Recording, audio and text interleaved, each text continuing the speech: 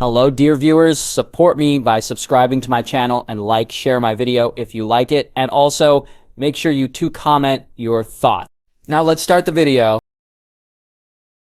Rivendell outskirts. Home sweet home, Myrcella happily exclaims as they finally reach the last stretch heading towards Rivendell. Lyanna just smiles at the antics of the princess. While indeed she enjoyed running around north with all that politics and intrigue, she has to admit that there is a certain warm feeling when coming home. Far ahead, the glittering tall rise that is Rivendell stands bright and welcoming. Unlike the rest of the palaces here at Westeros, it is designed not to be intimidating, but rather warm and dazzling like a warm bed at the end of the day. Beautiful white archways and pillars that gleams under the sun, and the color of green standing out due to the countless trees and plants perch on the cliffs and its sides. "You really missed Rivendell that much?" she simply asks her fiancé, who grins brightly at her urging her horse forward. The two of them have elected to ride with the rest of their entourage on this last stretch home. While Grayfen travel would be easier and faster, it is always wise to honor those whom you rule with your presence every now and then. I do, and also my comfy bed. No offense, but the beds of the north have enough bed bugs that I have to burn my dress to make sure I got them all. And don't get me started on the one at the crossroads inn. Can't argue with you on that one, answers Lyanna. She has to admit that Myrcella has a point. The rest of the Westeros outside Rivendell is not as hygiene-free, thanks to the standards that Lyanna is adamant that her people keep. A large piercing cry makes the two turn and smile as the familiar gold-feathered Gryphon of Rhaenys soar above, circling twice before landing with a graceful thud in front of them, flexing its strong muscles.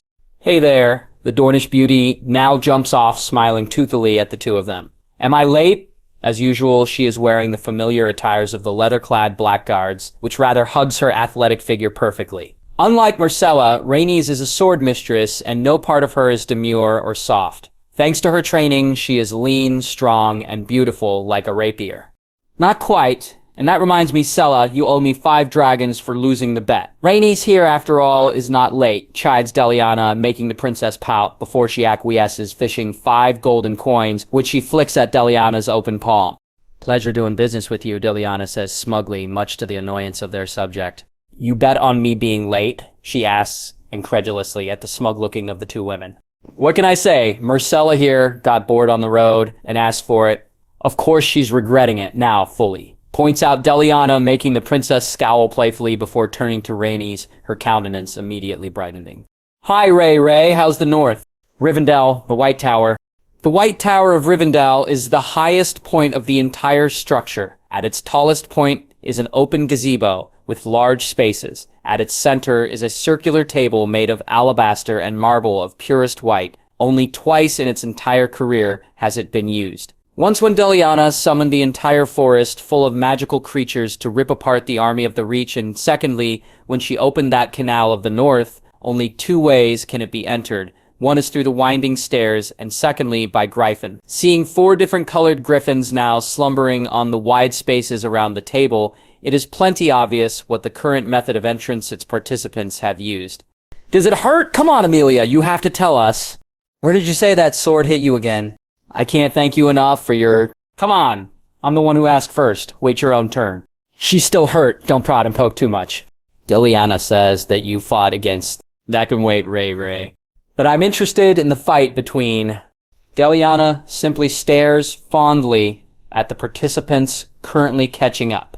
Amelia is finally up and about, finally received by the healers from the Houses of Healing. Normally any person who suffered the same catastrophic damage as she did, being stabbed, slashed, and nearly burnt to a crisp, might look anything but mummified in the event that they survive. With the skill and the obvious hack that is magic, the healers of the Houses of Healing have successfully restored Amelia to her previous health, though she still looks cherry red on the outside, courtesy of skin-growing potions. This, of course, makes her the fuss of nearly all the other girls. Lyanna simply stares in amusement as they dogpile her out of concern, much to the awkwardness of the usually stern and serious soldier. Lyanna tends to forget that Amelia is the first of her companions and family of Lord Victor, who is a no-nonsense overachiever type of guy. She can't help but look at her girls. Each and every one of them is as different to each other as one could ever be. Yet for some reason they fit each other perfectly like pieces of a puzzle. She observes them silently now. Amelia, in her Death Dealer attire, beautiful and orderly as always, despite still being peaky. Rhaenys in her form-fitting blackguard outfit, completely different from the gloomy, depressed girl she is before Myrcella, as radiant as the sunshine, dresses she likes having a positive outlook on things, always. And finally, Yasmina in her traditional Yeti red outfit, as alluring as ever. Alright, that's it. Deliana calls out to the rest, who are almost glomping the full Death Dealer with womanly concern, only to be ignored. Frowning, she puts a little bit of magic in her throat before loudly exclaiming, "That's enough," stopping whatever activity that is going on, as all stares at her before blushing abashed and slowly returning to their places in the table. Alright, sorry about that, but there are some things that we need to discuss here, ladies, of great importance. Deliana says, officially earning her a snort from Myrcella at her side. "Something so funny in what I am saying, Sella," she asks, raising an eyebrow at her fiancé, who is trying not to laugh. "Do you really have to sound like that, Delia?" she asks, chokingly, making Deliana deflate like a kicked puppy. "Do you really have to ruin my fun, Sella? Look at Amelia and Ray, who is sitting ramrod in attention and all."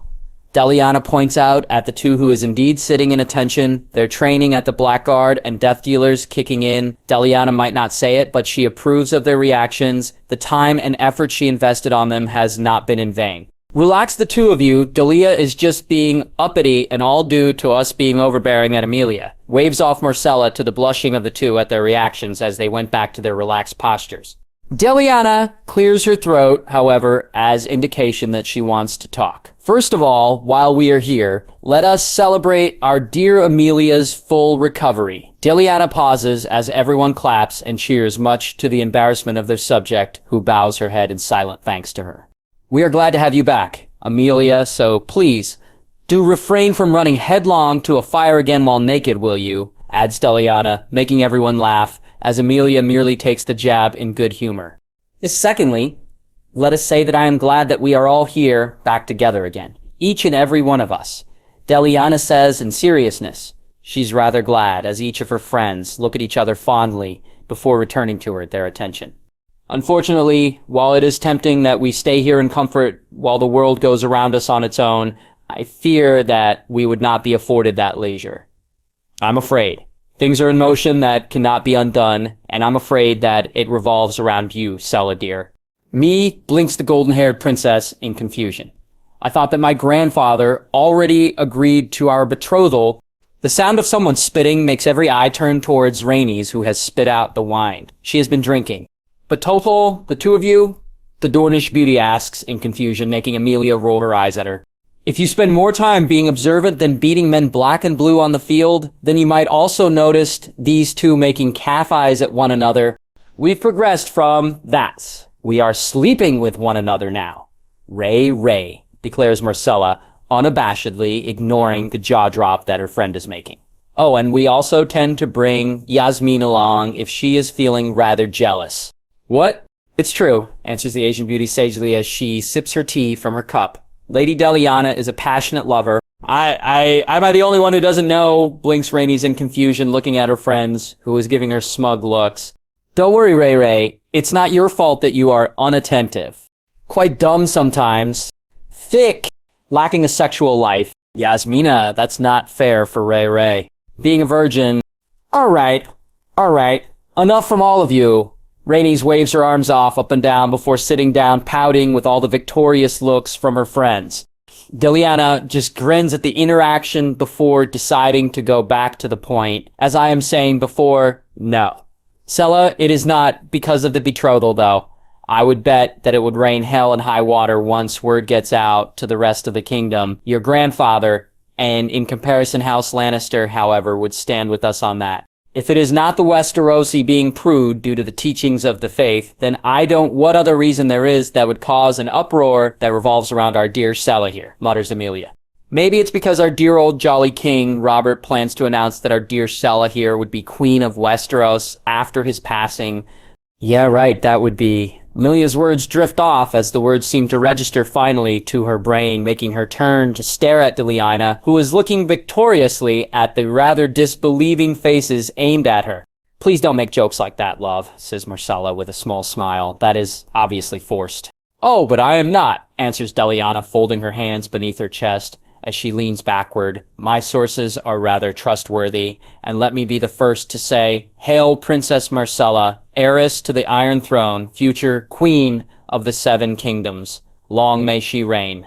"Hail!" Three other voices repeats, much to the chagrin of a certain princess, whose face seems to go into a dozen emotions in a scant few seconds before standing up and slamming her palms down hard on the table. "No! This is wrong, Delia. I don't, please tell me it's not true." Her eyes are literally begging as it is aimed at Deliana. Deliana sighs as she pinches the bridge of her nose.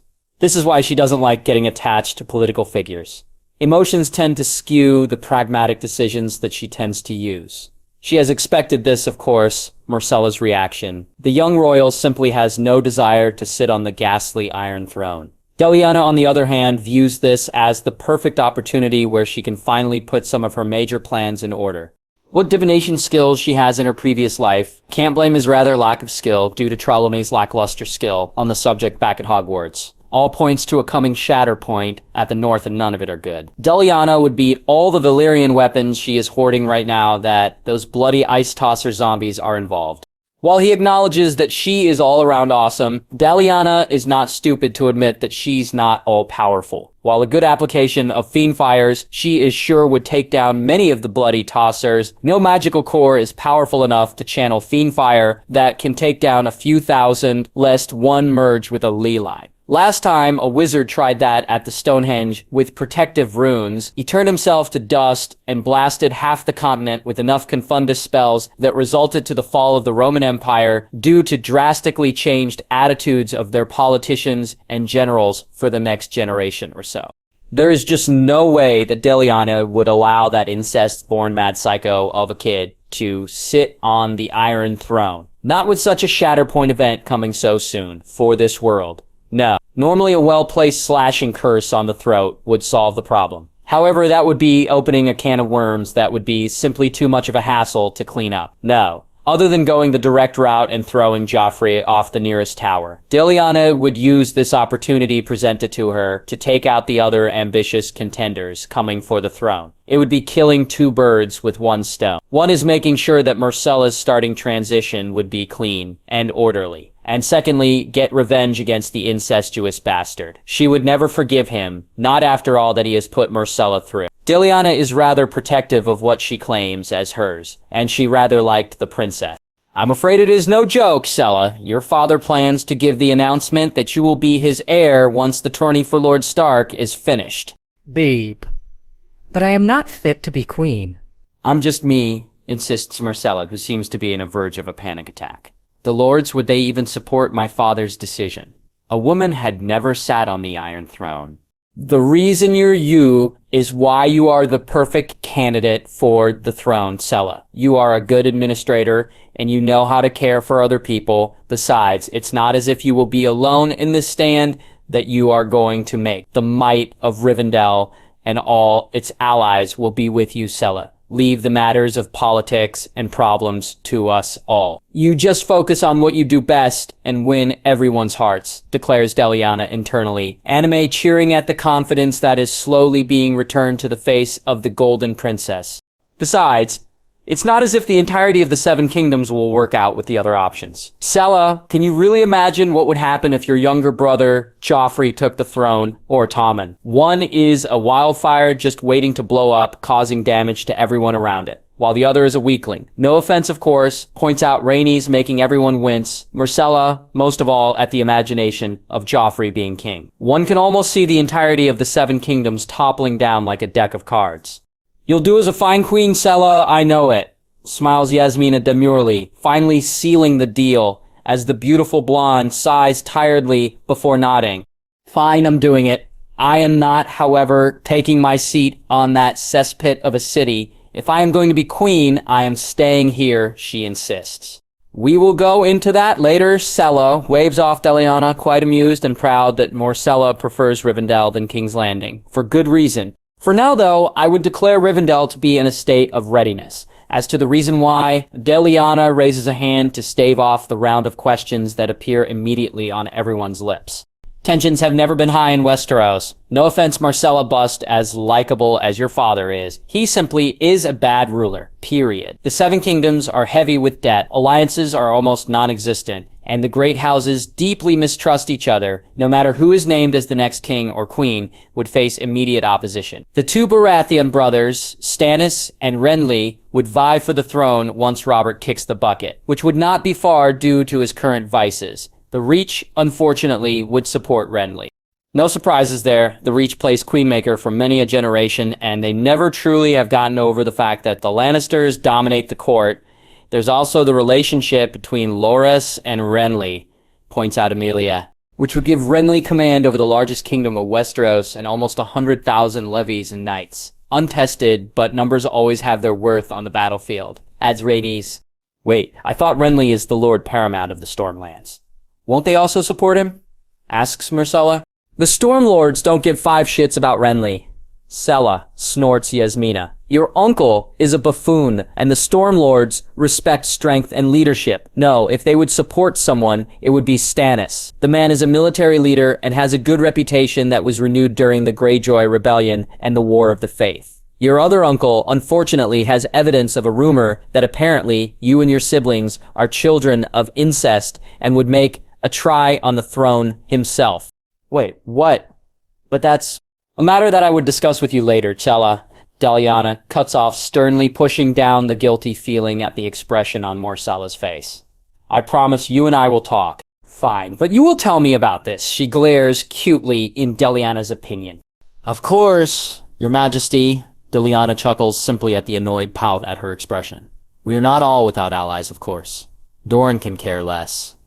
They have hated the Baratheons and the Lannisters for so long, and we can count little on their support. The Vale would be unable to act, not with that mad woman of a sister of Catelyn sitting as interim. The Westerlands, the Riverlands, and the North, however, would support, and that would be more than enough. It is still a vexing matter, however, with half the kingdoms duking it out with one another. It would not be pretty. Please tell me that you have a plan for this, Deli. The last thing that I want is to inherit a kingdom torn by war, whispers Marcella. Deliana just smiles confidently as she stands up. Did you forget, Sella? I am the woman who makes the impossible possible. Red Keep? Joffrey walks back and forth in his royal apartments, fuming with anger. One of his eyes are red and swollen due to the cup that his father flung at him when he walked on him during his happy time. He wants to vent out in rage, a true lion as his mother tends to call it, but he can't. It is his father after all. With his mother gone, Joffrey has rather found himself alone. It is his mother after all who makes the plans, usually, and Joffrey just struts along doing his thing. Now with his mother gone, Joffrey rather finds himself in a precarious position of not knowing what to do. The sudden knock at his door, however, nearly makes Joffrey jump. Who is it? He barks out loud. It's the Master of the Coin, Your Highness Peter Baelish, the guard replies. What is he here for? He never visited before, Joffrey wonders before clearing his throat. Let him in! Not 2 seconds later, the door opens with the man entering with a sweeping bow. Greetings, Your Highness.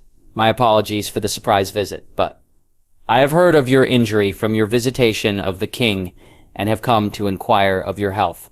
I am fine, Master Baelish, but I thank you for your worry, sniffs Joffrey proudly. As expected of the Crown Prince, of course.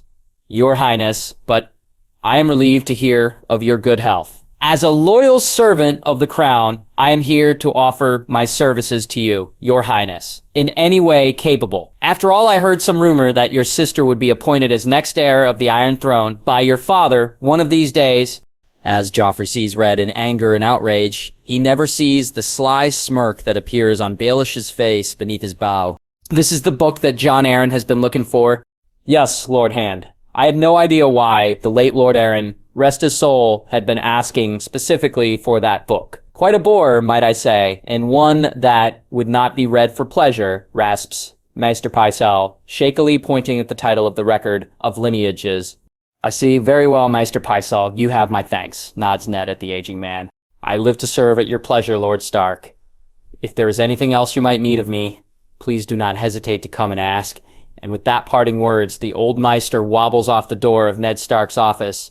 The moment the door closes, Ned gives off a sigh of relief as he massages his temple, barely 1 week in the office of the Hand of the King, and already things are going out of hand. Ned has always known that Robert is rather robust when it comes into handling things, especially if those things fell into the category of his interests, which are basically narrowed down to whores, drink, and fighting. However, 8 million dragons in debt. How did you let Robert get away with this, Jon? The Lord of the North asks, mentally not truly expecting an answer. He knows that Jon is rather successful, most of the time on putting Robert in line, so where did it all go wrong? The small council is as helpful as a bag of wet tissue paper as far as Ned is concerned, with Stannis absent and with Renly as useful as a peacock feather. He cannot trust anyone. Pittier is as sleazy as a snake, and he does not trust Pycelle one bit alongside the eunuch. Those two, after all, served under the Mad King. What is Robert and Jon thinking, keeping those two under employ? Things are also hectic at the home front. The animosity between Arya and Sansa is piling up. Sansa is stressed out that Joffrey is not paying attention to her despite being betrothed to one another, and takes it out on Arya. The latter, of course, being the almost carbon copy of Lyanna, is pushing back twice as hard with Ned, caught in the middle to maintain the peace. Other than the problems of his daughters, there is also the stress of worrying about the announcement of Robert after the tourney about his decision on making Myrcella the heir instead of Joffrey. Many a night Ned has been worrying about it, debating it, and while accepting that there is nothing that he can do about it, it is the king's decision after all. The sound of cheers, followed by grunts of pain from his window, breaks Ned's attention. He sighs once more. At least the tourney, it seems, is going very well. Due to the extravagant rewards of the king, a lot of knights are turning up for the prize. He makes a mental note to give extra payment for his household guard later. They are, after all, volunteered to help keep the peace alongside the gold cloaks during the duration of this tourney. The people would be a little richer while the pocket of the crown goes even poorer, Ned sighs wryly to himself. King's Landing, entrance gate. The familiar sound of hooves thudding on the ground immediately makes everyone not wearing a silk to jump aside as the familiar visages of riders in armor comes into view. This particular set of group, however, is different from even the usual lords that is currently crowding the city due to the king's tourney. No, even lords and knights make way as the very familiar lion insignia comes into view. Thinning hair clean and tidy with a blood-red armor with patches of Delionite in golden color, the old lion of House Lannister rides into King's Landing with his personal guard, Tywin Lannister, who grimaces as the familiar smell of shit and piss come into his nostrils. Capital of the Seven Kingdoms, and as usual, this is his most hated feature of it. Jon Arryn really failed as Hand of the King. Not only did he fail to keep Robert in line, but also failed on presenting King's Landing as a true seat of power of Westeros. Sanitation might not be one of Tywin's main goals when he's Hand of the King under Aerys, but he sure as hell made sure to at least keep sanitation to acceptable methods. The last thing that is needed on the capital is plague after all, and spare his poor nose of the peasant smell, more importantly. Alas, he is not Hand of the King, as he rightfully should be, and Tywin would bear the lack of that title until his grandson is king at least. Maybe then he can right the wrong where Arryn failed. In instinct, he urges his horse faster towards the Red Keep, where the smell is better. He does not fail to espy, however, the familiar brown leather outfits in the crowd, doing what seems to be the Gold Cloak's duties. What in the world are Stark's household guard doing? He mentally wonders to himself as he rides past them in silence, not even showing a bit of his curiosity. Foolish, he once more mentally insults the current hand. Spreading your household guard far away from you is just asking for someone to take an opportunity to rob you, plant something on your personal things, and worse, make an assassination attempt to kill you. The reason, however, as to why Tywin is really here is to once more try to address the problem that is Robert Baratheon. He has received a few days ago a letter from Baelish again asking for a loan of 120,000 gold dragons. Of course, with the barely stabilizing position that is House Lannister right now, he simply cannot front once more the loan. The slimy eel that is Baelish then, of course, according to Pycelle, after receiving his reply, turns to the next institute where he can loan money, the Faith. Tywin more than anyone understands how important the faith is maintaining the order and unity of the realm. Nothing binds people, both lowborn and highborn, after all, than common belief. However, putting too much power on the rather corrupt officials that run the faith always leads to disaster. Belief, after all, is a double-edged blade, and the Targaryen kings are right on their decisions on making sure that it always remain blunted, lest it be used against them.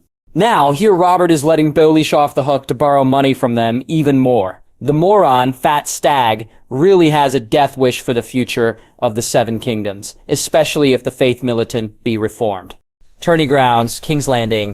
The cheers of the crowd echo as the form of Sir Jaime Lannister performs down below. Apparently the joust is no longer the favorite anymore of the tourneys. After the rather spectacular free-for-all bout created by Deliana Tully during the Grand Tourney many years before, where men can fight each other off in teams, creating a simulation of a battle. The other knights and lords of the realm simply views two men bashing each other with sticks. Not that exciting anymore. Thus, as the result of such new interests in entertainment, the joust is no longer the main event of the tourney, but rather the melee. And that is the reason why everyone is cheering right now.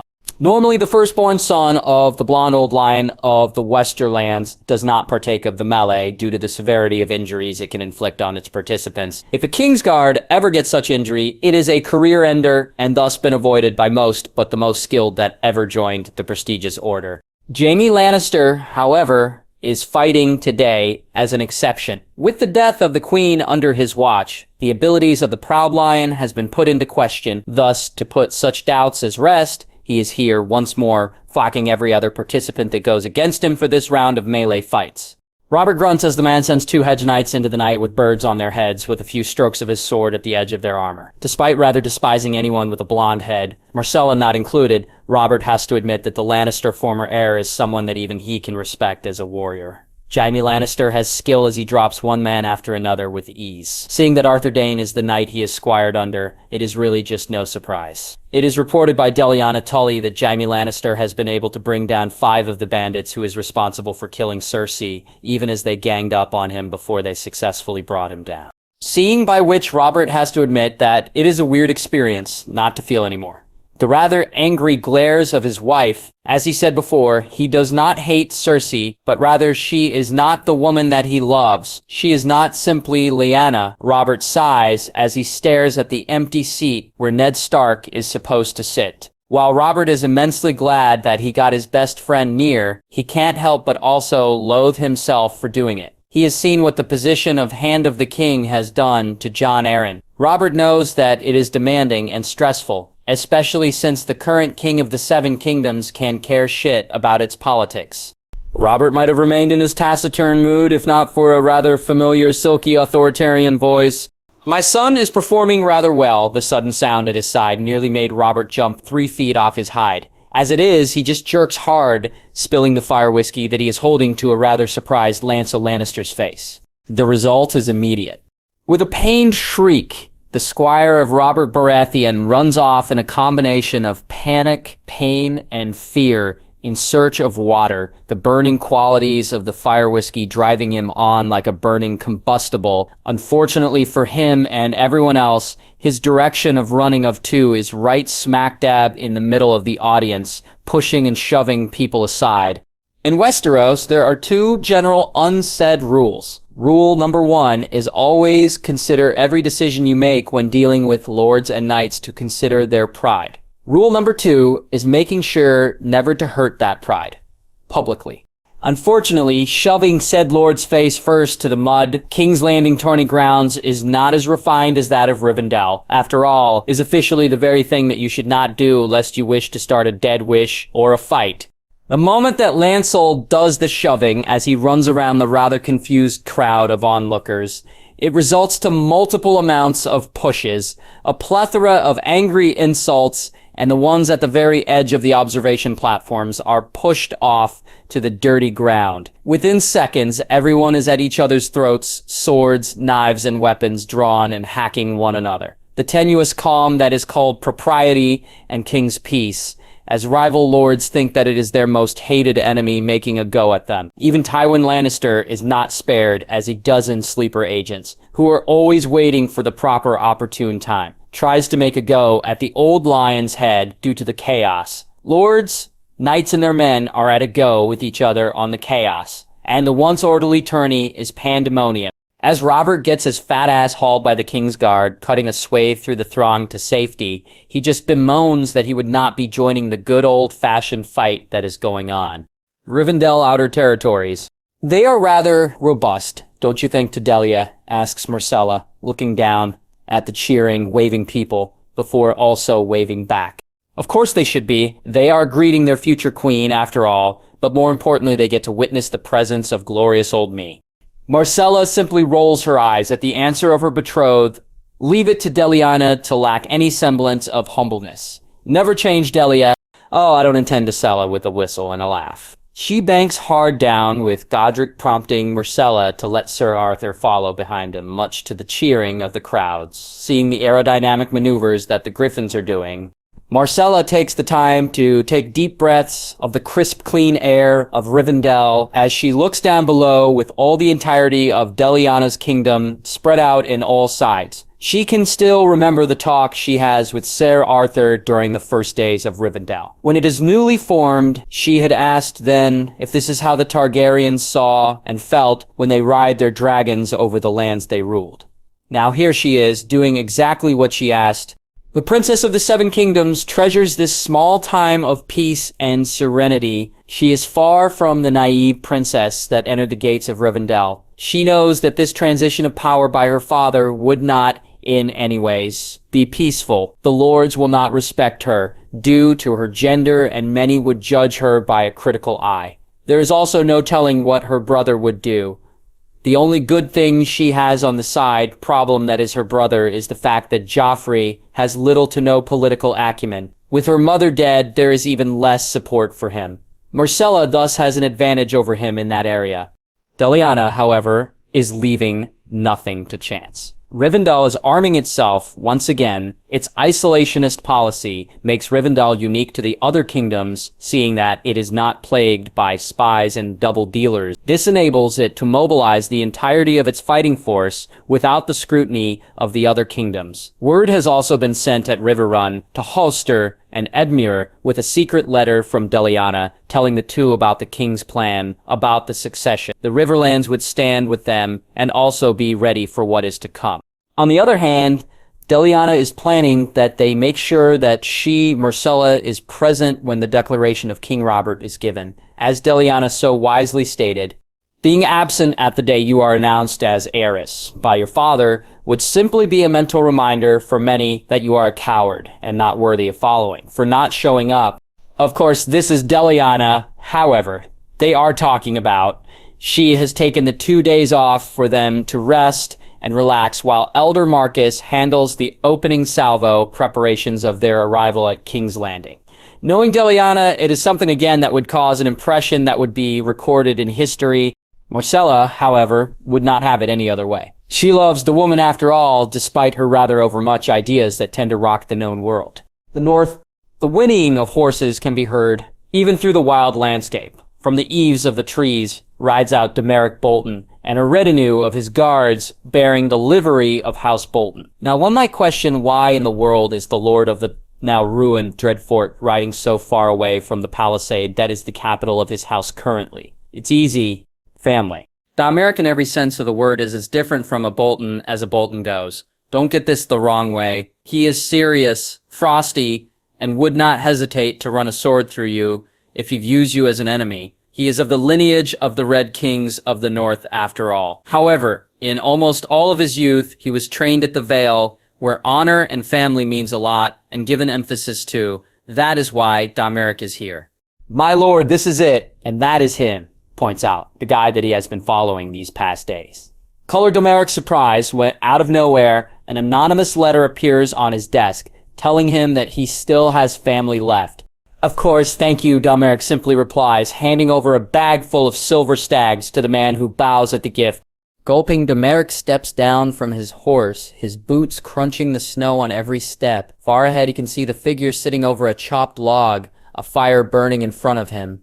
Young man, are you the one they call Ramsay Snow? He calls out loudly. As a face pale as Winter meets his, Domeric immediately knows that this young man is his family. Those eyes, after all, are the same ones that he sees on his father. Cold, pitiless, a cunning that is rarely seen here at the North. Aye, and you must be Lord Bolton, my brother, the one they call Ramsay Snow, replies with a smile that is too eerie for any human being. Winterfell, the north. The familiar gray and drab walls of Winterfell are a welcome sight for Tyrion as he finally sees them getting close. Suffice it to say that this trip to the north is not one that he would recommend to anybody. While it is indeed a marvel and a wonder to see the Great Wall that is the product of the efforts of Bran the Builder, its interestingness rather wanes when said visitor is focusing on not having his balls be frozen off by the extreme weather. Still, he has done what he has come to do. He has pissed on the side of the wall and earned a lot of scathing looks from the Lord Commander, who is apparently displeased with his actions.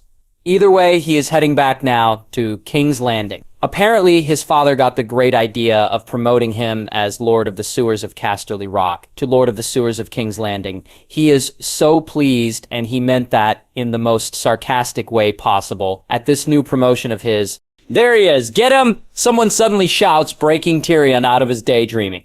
Before Tyrion knows what's going on, a fist slams into his face, breaking his already crooked nose, and making everything in Tyrion's vision cartwheel before he feels the cold, hard ground at his back. He can hear the sound of bows snapping, followed by meaty smacks and the pained screams of his guards, then silence. Opening his eyes, Tyrion can see through the haze of red the angry face of eldest son of Lord Stark glaring down at him, and beside him, his Tully mother. The rest at their sides are men with the livery of the North, also staring at him with utmost contempt. Ways, you'd attacked me, Tyrion asks, through the globule of blood at his mouth, courtesy of bloody gums. You dare? You ordered an assassin to be sent to my youngest son to silence him, and you waltz in here as if you are innocent, hisses Catelyn Tully, before drawing something from her side that makes Tyrion's heart sink. There in front of him is the Valyrian dagger he had bought off a marriage merchant many moons back. Unfortunately, he lost that dagger to a bet to Baelish who had sold it to someone else. Bad news for Tyrion is he has a bad habit of having his name engraved on his things to keep them from being missing, since Cersei and his father seems to take great delight taking things he deemed valuable. Now, as his brain processed what he had heard from Catelyn's mouth, the dagger, it seems, is an accessory of an attempted assassination of her son. It would not be far-fetched as to the reasoning why they arrived to their conclusion. If he is at their position, he might have also assumed the same as they do. Time to stall now, however, until his father pulls his ass out of the fire. As much as his father hates him, he is still a Lannister, after all, and Tywin Lannister would rather go bald than have the name besmirched and trodden upon. I as sure as you, I have no ideas as dish to what you were talking about. Moans Tyrion through the pain in his face. No idea? You came to our home and we accepted you as our guests, giving you our food and shelter. This is how you repay our respect? By trying to kill my younger brother? The elder Stark seems ready to explode in anger. No, you came here last time as a guest, Lord Tyrion, but today you will be welcomed as a prisoner via northern hospitality, he declares coldly, before nodding to his guards. Tyrion can only groan as he is manhandled not so gently as he is hauled to his feet, but not before someone kicked his groin in first. Personal manor, safe house of House Lannister. Tywin Lannister winces as a maester gingerly wipes a swab of hot cloth on the rather large red welt at his shiny baldness. It is the courtesy of a hammer being thrown from out of nowhere that brained the infamous old lion of House Lannister. The damage might have been worse, if not for one of his loyal lion guard, putting a helmet atop his head as they vacated his arse out of the pandemonium at the tourney grounds yesterday. As it is, the hammer just dented the helmet and gave the old lion a severe concussion.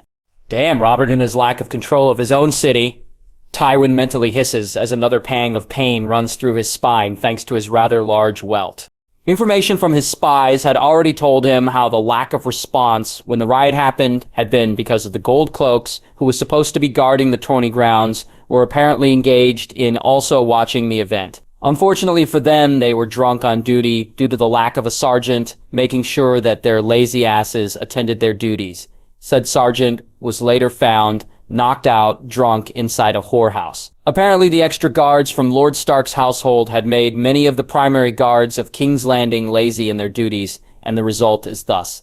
Tywin scoffed as he remembered the king roaring for his Kingsguard to put him down and let him join in the fun.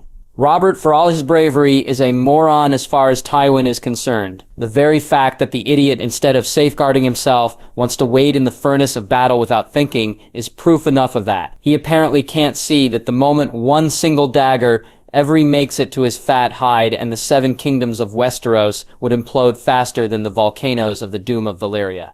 If only the heir is proving himself competent, Tywin refuses to groan as he remembers quite vividly his grandson making a break for it, back towards the Red Keep, as if the very hounds of the Seven Hells are after him. Not exactly a crown prince kind of material. If Robert ever suffers an accident, either through his excessive bad habits or through one of his idiotic schemes, Joffrey is not in any way ready to take over the mantle as King of the 7 Kingdoms. The most likely scenario, as far as Tywin can see, would be the Baratheon brothers fighting over it. Stannis, he knows, has retreated already to Dragonstone, rallying commanders of the royal fleet with him, and as such, martial lords that would listen. Renly has the Stormlands and the Reach support, a more harder issue than the former. Once more, Tywin groans as the added stress of the future exacerbates the painful welt in his forehead. He really needs to pull out all the stops and make sure to prepare Joffrey while at the same time encouraging Ned Stark to put Robert in place in order for the fat stag to live longer. Already at his table is a letter telling him that the king would once more attend the tourney grounds for its final day, for some kind of proclamation, once the cleanup of the riot exploding all over King's Landing are done. That is, everyone apparently lost someone during the riot and are looking for a piece of vengeance over insults perceived or otherwise to their rivals or enemies. The result is a very tenuous city ready to explode. Tywin is nearly thrown out of his bed rest, as a clear ringing trumpet, however, sounds loud and clear on the air. King's Landing East Gate. Make way for Princess, look out. Myrcella barely has time to hear the shout before she is covered by a plethora of shields, making her see bronze before something hits the turtle of shields, quickly cranking up the heat by 5 times. Pull the princess out, the Blackguard sergeant leading the shield group calls out with a hiss. Immediately someone yanked Myrcella from behind, pulling her out from the shield wall part on fire. The sudden sweet smell of wild berries and lavender makes her immediately know who it is. I guess it's lucky that we choose to travel by foot instead of horse. Eh? The beautiful smile of Deliana says to her, pulling her snugly to her taller frame. Yes, aye. Myrcella has to shake off the cloud of desire that tends to appear when she's this close to the dame. Pulling herself together, she blinks as she sees the men on the shield wall dropping their shields, only to be replaced by another squad of Blackguard that accompanied her to King's Landing. Looking around, it is quite obvious that something very bad is going on. King's Landing is at the middle of a full-blown city riot. From her vantage point, she can see gold cloaks, and are those Winterfell-garbed soldiers, chasing after people, putting them in line at least for the highborn, or simply executing them in good order for the small folk. In a way, it is pandemonium, as people stab, punch, steal, rape, kill. In any way, it's like a bunch of headless chickens running around the coop. What is going on? Myrcella can find herself blurting out, "A riot is going on, princess," Deliana dryly answers, making Myrcella give her the stink eye. "I can see there's a riot going on, Delia. I meant, what are we gonna do about it?" "You, the princess, you tell me." "Sella?" "Delia." "Fine. You're no fun," pouts the dame, before drawing her sword and leveling it at the rioting protesters, who is now slowly noticing the rather well-armed and well-organized wall of spears leveled at them. "Men, this city is in chaos. I say we bring a little backorder to these poor bastards, eh? Let's get 'em." Dovagadius with a shout. The Blackguard line of spears points down at the crowd. 5 hours later, Deliana stands quite proudly, cool as a cucumber, even as angry lords, ladies, and even some of the more prominent small folk lay down accusation upon accusation at her from the court of the king at the Red Keep. Sure and true, the retinue of almost 2 regiments of Blackguard infantry pushed through like a rolling boulder of the main road of King's Landing heading to the Red Keep. The cavalry section of almost 100 knights of the Order of the Silver Wings had also cut a swathe over the more narrow pathwalks and smaller roads, their excellent riding skill making them fit even the narrowest of corridors of the city. For the record, Deliana's orders for her men was to be as non-lethal as possible in putting down the rioters, Who knew that mowing down angry and selfish men and women with steel would calm the rest down like children when a parent disciplines them, seeing that this is the period where none of the miracles of the 21st century regarding medicine exist, minus Rivendell, a spear through the arm, shoulder, or hamstring can be quite agonizing for the common resident of Planetos. Either way, Deliana's crusade on putting down the city to order 5 hours before, under Myrcella's orders, had been capitalized by the Gold Cloaks and the Stark household guard, who easily calmed down the angry mobs. However, any highborn, mainly hedge knights and small-time lords of the realm have been the victim of a spear or a sword of the Black Guard or a silver knight, making them quite uppity and vocal in bringing Deliana and her men to justice. Thus, after an hour of heaping of accusations, here Deliana sits comfortably yawning to the next pompous lord's words about how he is trampled by the feet of advancing Blackguard lines. Deliana giggles inside, though, as she can see literally the slowly turning purple faces of the crowd at her rather lack of worry. In front, she can see Ned Stark massaging his temple, Tywin Lannister eyeing her and Myrcella like a lion would for its prey, and finally Robert Baratheon, who is a second away from snoring, the king losing interest in court for the first 5 minutes. With a small nudge, Deliana casts a wordless heat spell that would make Robert even feel irritated in his double-scruffed doublet. "Alright, enough," the Fat King shouts. 2 minutes later, effectively stopping the murmurs as he stands up, wiping the sweat off his chubby chin. "As the Lady Tully said before, the order was given by my daughter to put you lot in order, since you are all so stupid as to act like fools, fighting one another. Now the Lady Tully obeyed the order, however her troops caused a lot of damage to all of your good selves, therefore she will neither be rewarded nor punished. Court adjourned, let's go to the final day of the tourney," and with that final note, Robert stands up and walks off the throne, ignoring the angry protests of the crowd around him. He is still king though, and after a few minutes, they follow him grumbling, but still do.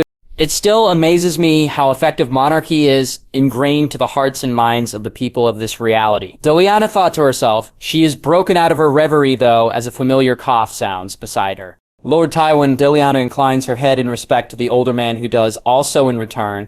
"Lady Tully, good work on putting down the chaos around King's Landing. The lower lords can bark all they want about their grievances, but those who are in a higher position do understand the good you did. I, however, have a question. Is it true that my granddaughter is the one who ordered the pacification of the city?" "Yes, grandfather, I did." The pretty voice of Myrcella appears beside Deliana, making the latter smile, as the Golden Princess wraps herself around Deliana's right arm, pressing herself quite snugly there, as she stares at her grandfather without fear. If it is not for my request, Deliana here might have left corpses instead of wounded men and women along the roads. Deliana smirks as Tywin raises one eyebrow, his gaze slowly turning to the entangled arm of Deliana being held by Myrcella. "Indeed, I see that the plan of bonding you two have is not simply contractual. I see." "No, grandfather, it is not," answers Myrcella firmly. Deliana remains silent as the two stare at one another, reminding her of an image of a lioness facing a much bigger male lion, ready to pounce at the slightest bit of trouble. "Good work, the both of you. I will see you two at the tourney grounds then. My lady, granddaughter," he inclines his head before, also walking off. "Whew, that was intense," comments Deliana as even Myrcella lets off a breath. "Grandfather is never easy to talk to." Lady Tully, Princess Myrcella, another familiar tone catches the two young women's attention, this time to a drab-looking Ned Stark, still in his northern leathers. "Lord Stark," Deliana sniffs haughtily. She has nothing against the man, but she has to act the part of the angry High Lord who has been attacked in his own lands, even though it would take a miracle for them to hurt her there. "Congratulations on being Hand of the King."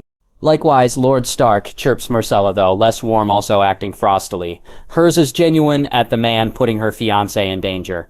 Ned must have sensed the less than warm welcome, for he gulps nervously before turning to Deliana. "Thank you. I believe I would see more of you here, Lady Deliana, at the capital." "Maybe, maybe not. Why?" "I would need to speak to you later about the repercussions of the loss of trade between Rivendell and the North after the tourney. I truly am sorry about how things resulted to. I beg your apologies, my lady, in behalf of my wife." "Ned, get over here." The booming voice of Robert can be heard reverberating from outside, making Ned sigh again. "My king calls for me. I'll see you later, Lady Deliana, Princess." He bows before walking off, leaving two women looking back at her blinking. "Is he an idiot talking about all those things in public so frankly and within hearing range of everyone here?" asks Myrcella. Deliana sums up her thoughts, simply in one word. Northerners, she sighs, shaking her head. Winterfell prison. The sound of flesh hitting flesh, followed by a pained groan, is heard. Whew, that's a broken nose. Are you ready to talk now, half-man? Asks Brune, the current interrogator of Winterfell, who smiles at the bloodied, pulped face of Tyrion Lannister, strapped to a chair. Enough, sure. Nosh painful, the unrecognizable response from the youngest son of Tywin Lannister comes. What was that? You want to continue? Very well, I'll continue. F it up. Tyrion groans, as a powerful punch lands on his gut, making Tyrion grunt from the pain as he spits out another waddle of blood.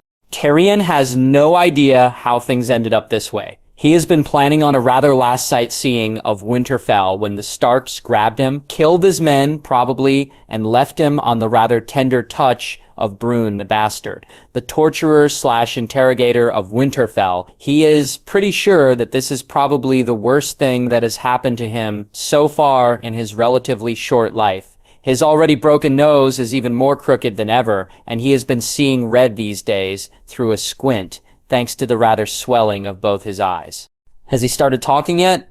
The familiar voice of Robb Stark sounded eerily close through the ray of sunshine of the open door. Tyrion might have made a quip, but he is just too deeply in pain to reply. No, my lord, he is rather resilient despite being punched repeatedly, the piggish sound of Brune replies.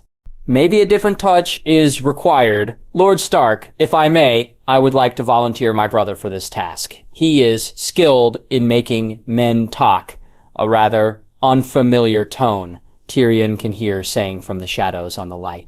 You have a brother, Lord Bolton. I am unaware of that. The surprised voice of Robb responds, I myself am not aware of it till I got an anonymous letter.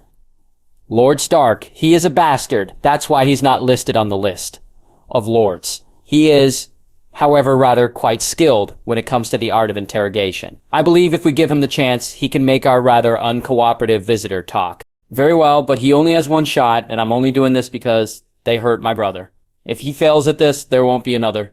There would be no need for another Lord Stark. He would make him talk, I promise. The sure voice of Lord Bolton replies, in full confidence, making Tyrion's battered soul for some reason tremble in fear of what is to come. Entrance to the private camp/field of the Blackguard, King's Landing clearing. Rhaenys rides in as the line of Blackguard to the occupied field puts up their lowered spears upon her recognition. Already she can see the entire former sparring field commandeered by the Blackguard, now being set up as temporary shelters for those belonging to the retinue of Rivendell, with many a tent set up. Without ado, Rhaenys rides to the largest tent at the middle, where she knows her friends are waiting. Normally, ever since they have become Gryphon riders, Rhaenys have not ridden a horse. The joy of soaring through open skies, riding over the backs of one of the mightiest beasts ever tamed, is a mood killer compared to the experience of riding the four-legged equestrians. Deliana, however, made it perfectly clear that they do not bring their Gryphons at the capital at the moment. Rhaenys, like Myrcella, has been with the brilliant lady long enough to know that if she says something, it's usually for a good reason. Take this! Rhaenys throws the reins to a standing stable hand as she jumps off of her horse, nimble as a cat, before striding forward to the flaps of the tents. The death dealers guarding it immediately bows in recognition, not stopping her advance as she goes in. The familiar expansion blessing that makes the tent seem bigger on the inside once more greets her sight, and Rhaenys rolls her eyes as the familiar sounds of giggling comes from the bathing area. Throwing both of her swords from the back at the ground, she strips off her Dornish leathers before unceremoniously throwing the blinds off the bathing area that hides an entire bathroom with a large bathtub as a main. The sound of a plunger being pulled off can be heard, followed by Rhaenys' "What the hell? Learn how to shout before crashing in," by an irate Deliana, who has been busy trying to suck the tonsils off of Myrcella on the bathtub. Both are as naked as the day they are born, their nudity covered only by the bubbles of the large tub that can easily fit 5 people. Move over, you two. I am as filthy as one can. After all that riding, Rhaenys unashamedly throws her now naked self also on the water, letting off a grateful sigh as the warmth soothes her aching muscles. "Ah, that's better," she croons happily before raising an eyebrow at the unhappy glares of the 2 other young women. "Oh, don't mind me. You two continue your smooching. I am just here for the bath," she waves off, making Myrcella growl at her. Ray. I know, you want to include me too, but sorry, girls. As much as I love you two, I prefer my partners lacking tits. If you know what I mean, Rhaenys comments, laughing as Myrcella splashes her with water filled with bubbles that easily leads to a splash fight between the three. Rhaenys once thought she is jealous of Myrcella and Deliana liking one another and entering into their relationship. In the end, she realizes that she is not jealous of them that way. No, rather, she is jealous of their bond. They would always have each other. Rhaenys wants that also. She is living a life of secrecy with only the inner circles of Rivendell knowing who she really is.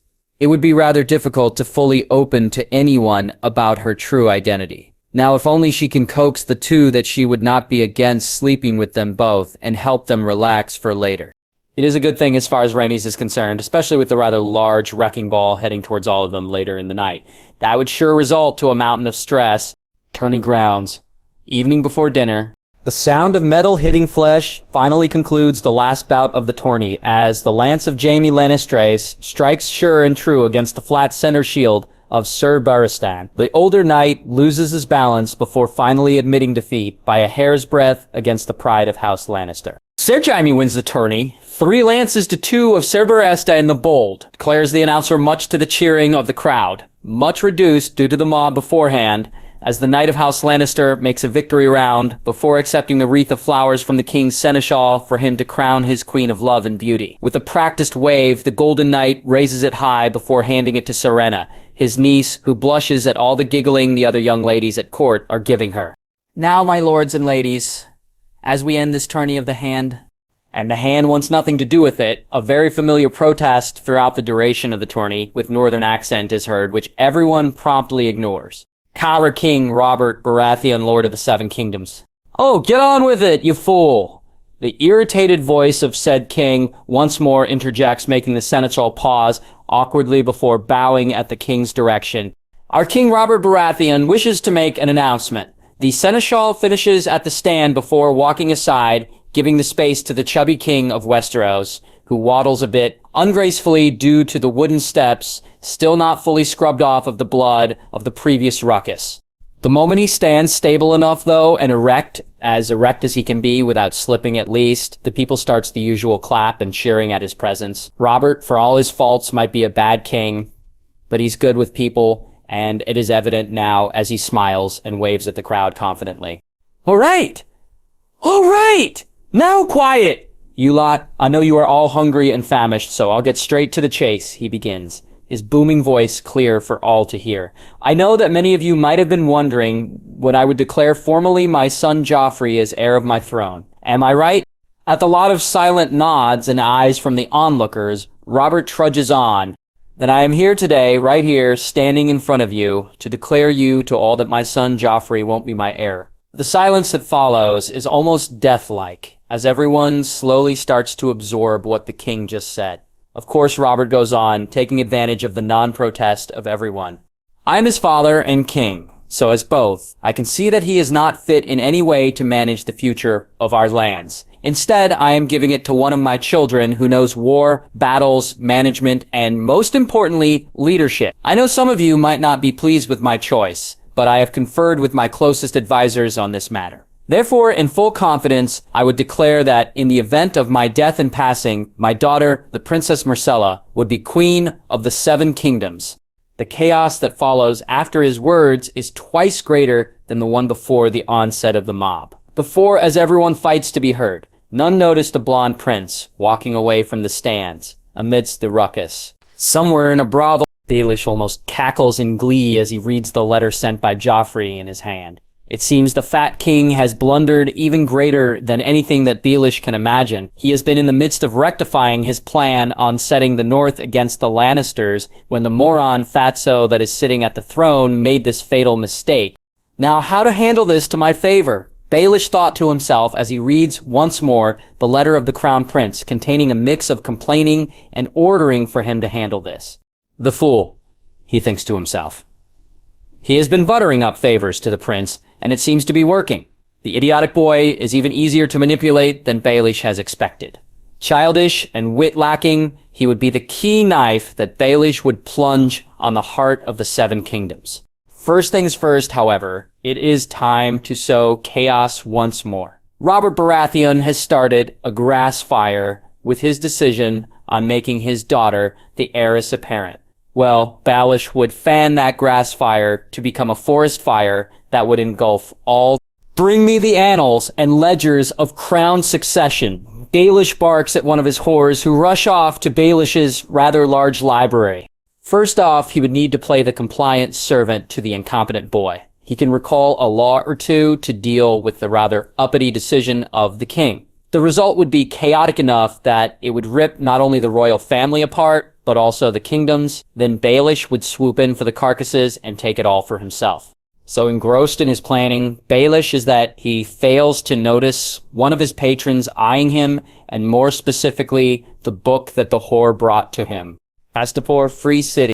The retinue of Daenerys observes in no small amount of worry at the sight going on around them. Astapor is supposed to be one of the richer slave cities in this part of Slaver's Bay, well known for training the martial unsullied. However, it is no so for the sight around them. Instead, it is like a dying city that is being slowly abandoned, with many a house empty, with windows full of cobwebs and shadows. They have arrived here 2 nights before in order for Daenerys to buy an army from the slavers. However, judging by the city-state, it looks like that they would be lucky to find provisions, much less soldiers, on the ruined dump. Your Highness, Ser Jorah has returned. One of her Dothraki handmaidens suddenly calls out, making Daenerys abandon the book she is reading to rush above the deck where the knight has been handed wine from the wineskin. Ser Jorah, what news do you bring? Will the masters meet with me? Daenerys asks as the knight bows to her. There are no masters anymore, my lady. I have gathered news as to what happened here. It is unclear. The best that I have been able to get is that the masters of Astapor, overnight, has lost all their money to thin air. Nearly all but a quarter of their treasury disappear. It is not only limited to their private vaults, but also to their outside holdings. Thus they gathered all such valuables they have and left the city, its slaves, commoners, and all, to its fate. So we won't have an army, Ser Jorah? Asks Daenerys. No, I'm sorry, but we will not have one. What we have here is a city full of people that is ready to fall. For some reason, that strengthens Daenerys' resolve. Good, that is good enough. We have lost the chance to buy an army. What we have gained, though, is a city. King's Landing, an hour before Robert's announcement. Back at King's Landing, a certain dame is laughing as she can feel the extended leprechaun gold she has been paying the masters of Astapor finally reach their time limit. She is not a saint, but she is from Earth of the future, after all. If there is one thing that any sane, common person back home would never tolerate, it is slavery. Did you really think she would make the morons richer with her hard-earned gold? Winterfell Dungeon. The sound of sizzling can be followed by the muffled sound of agony made by Tyrion Lannister as he thrashes on the X-wooden torturing rack. He is then placed by one Ramsay Snow. He might have been screaming if not for the large piece of cloth in his mouth. Tyrion has no idea how long it has been since he has been handed to the hands of the monster in human form. Time seems rather to fly fast, especially when galleons are preheated to cherry coal red and then glued to your skin. Tyrion has seen his father do some rather ingenious ways of making enemies, or rather even perceived enemies, talk, but this is the first time that he has experienced witnessing galleons being used as a torture device. Of course, if possible, he would rather not be the one who is being volunteered as the guinea pig of such torture. So far in the past few hours or so, the one they call Ramsay Snow has successfully managed to cover only half of his body to a goldified mummy from the feet up and ending somewhere near his crotch. You know what I don't like about the Starks, Lord Lannister? They are rather so banal when it comes to torture. No blood, no screams. Where's the fun in that? But my brother bows to the Starks. And, well, we enjoy what we can enjoy at the moment, I guess. And there's the rather nasally voice of his caretaker at the moment. Herm. Tyrion tries to scream, "Fuck you" to him, only for the cloth gag at his mouth to get in the way. Yes, I know you rather want to confess already, that you are responsible for ordering the attack on the Stark boy, but where is the fun in that? That would end our session a little faster than I want, and I would terribly miss your company. Lord Lannister coos Ramsay heating another galleon over a candle, slowly turning it red. Tyrion's only reply is to glare angrily at the man with every iota of his hate. Now where was I? Oh yes, The Starks never have the stomach about skin peeling, the breaking of bone, the blood on the floor, and yes, the screams. I never really like them for saying that they don't want any screams. I mean, what's the point of torture if you can't hear the screams, right? It just kicks the fun out of it, he monologues before finally approaching the huffing and puffing Tyrion, who now cows as he approaches with the burning heated galleon. Now that is why we are into blue and gold in your good self, Lord Tyrion. Your father shits gold, as is well known throughout Westeros. Well, I am turning you into the perfect golden man, the perfect Lannister. There's also the rumor that you rather love your balls when you are in Wintertown a few weeks back. The whores say they are rather disappointed with your performance. Let's give them a little justice, shall we? Tyrion protests and begs loudly through the muzzle of cloth on his mouth as Ramsay bends down to face Tyrion's exposed pecker. Now, did you order the death of the Stark boy, Lord Lannister? He grins before shrugging as Tyrion tries to beg again through the muzzle. That's a rhetorical question. Let's just continue, shall we? The sound of sizzling flesh is heard once more, followed by Tyrion's muffled screaming on the dungeon. King's Landing, Robert's personal quarters. Two men sits in acute silence even as the evening oil light slowly burns away its last embers. It is a companionable silence, for both do not say anything, instead relishing the fact that they are not alone in these most crucial of times. Did you think I did the right thing, Ned? Crowning my daughter as my next heir for the throne? Asks Robert, swirling the cup of fire whiskey in front of him. Ned only looks at his friend. Not for the last time, it reminds him of the sight of a man totally unfit for his role. Ned pities Robert. He should never have been crowned king. The free spirit that is his friend should never have been tied. As much as Ned loves Jon Arryn, he hates him for this. Duty either makes or breaks a man. In Robert's case, it is the latter. I don't know, Robert. You are the king in the Southerner. I'm just a dumb ruffian from the north, replies Ned, earning him a wry smirk from his chubby friend. I'm not asking you as a king, Ned. I am asking you as your friend. Do you want my honest opinion? Robert simply nods in silence. I think that you should have been a better father to your son. Else you could have avoided this choice that you are doing right now, points out Ned.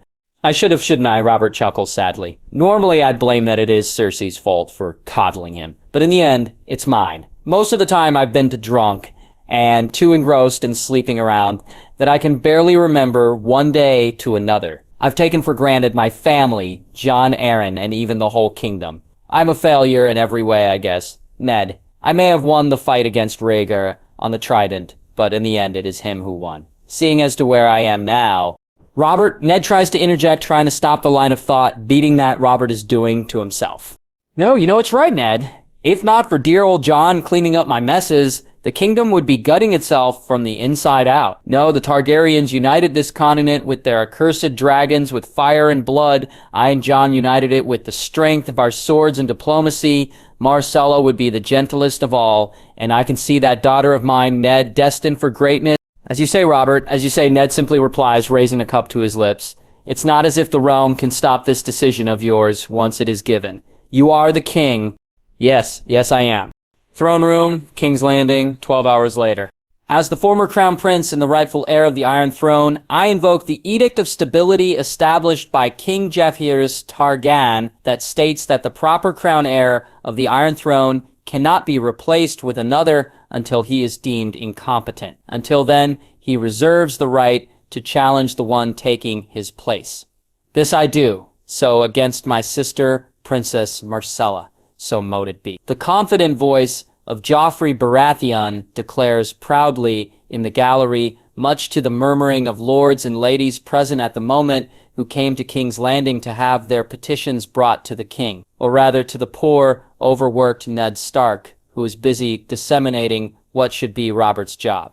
Your Highness, I meant no disrespect, but what is the meaning of this?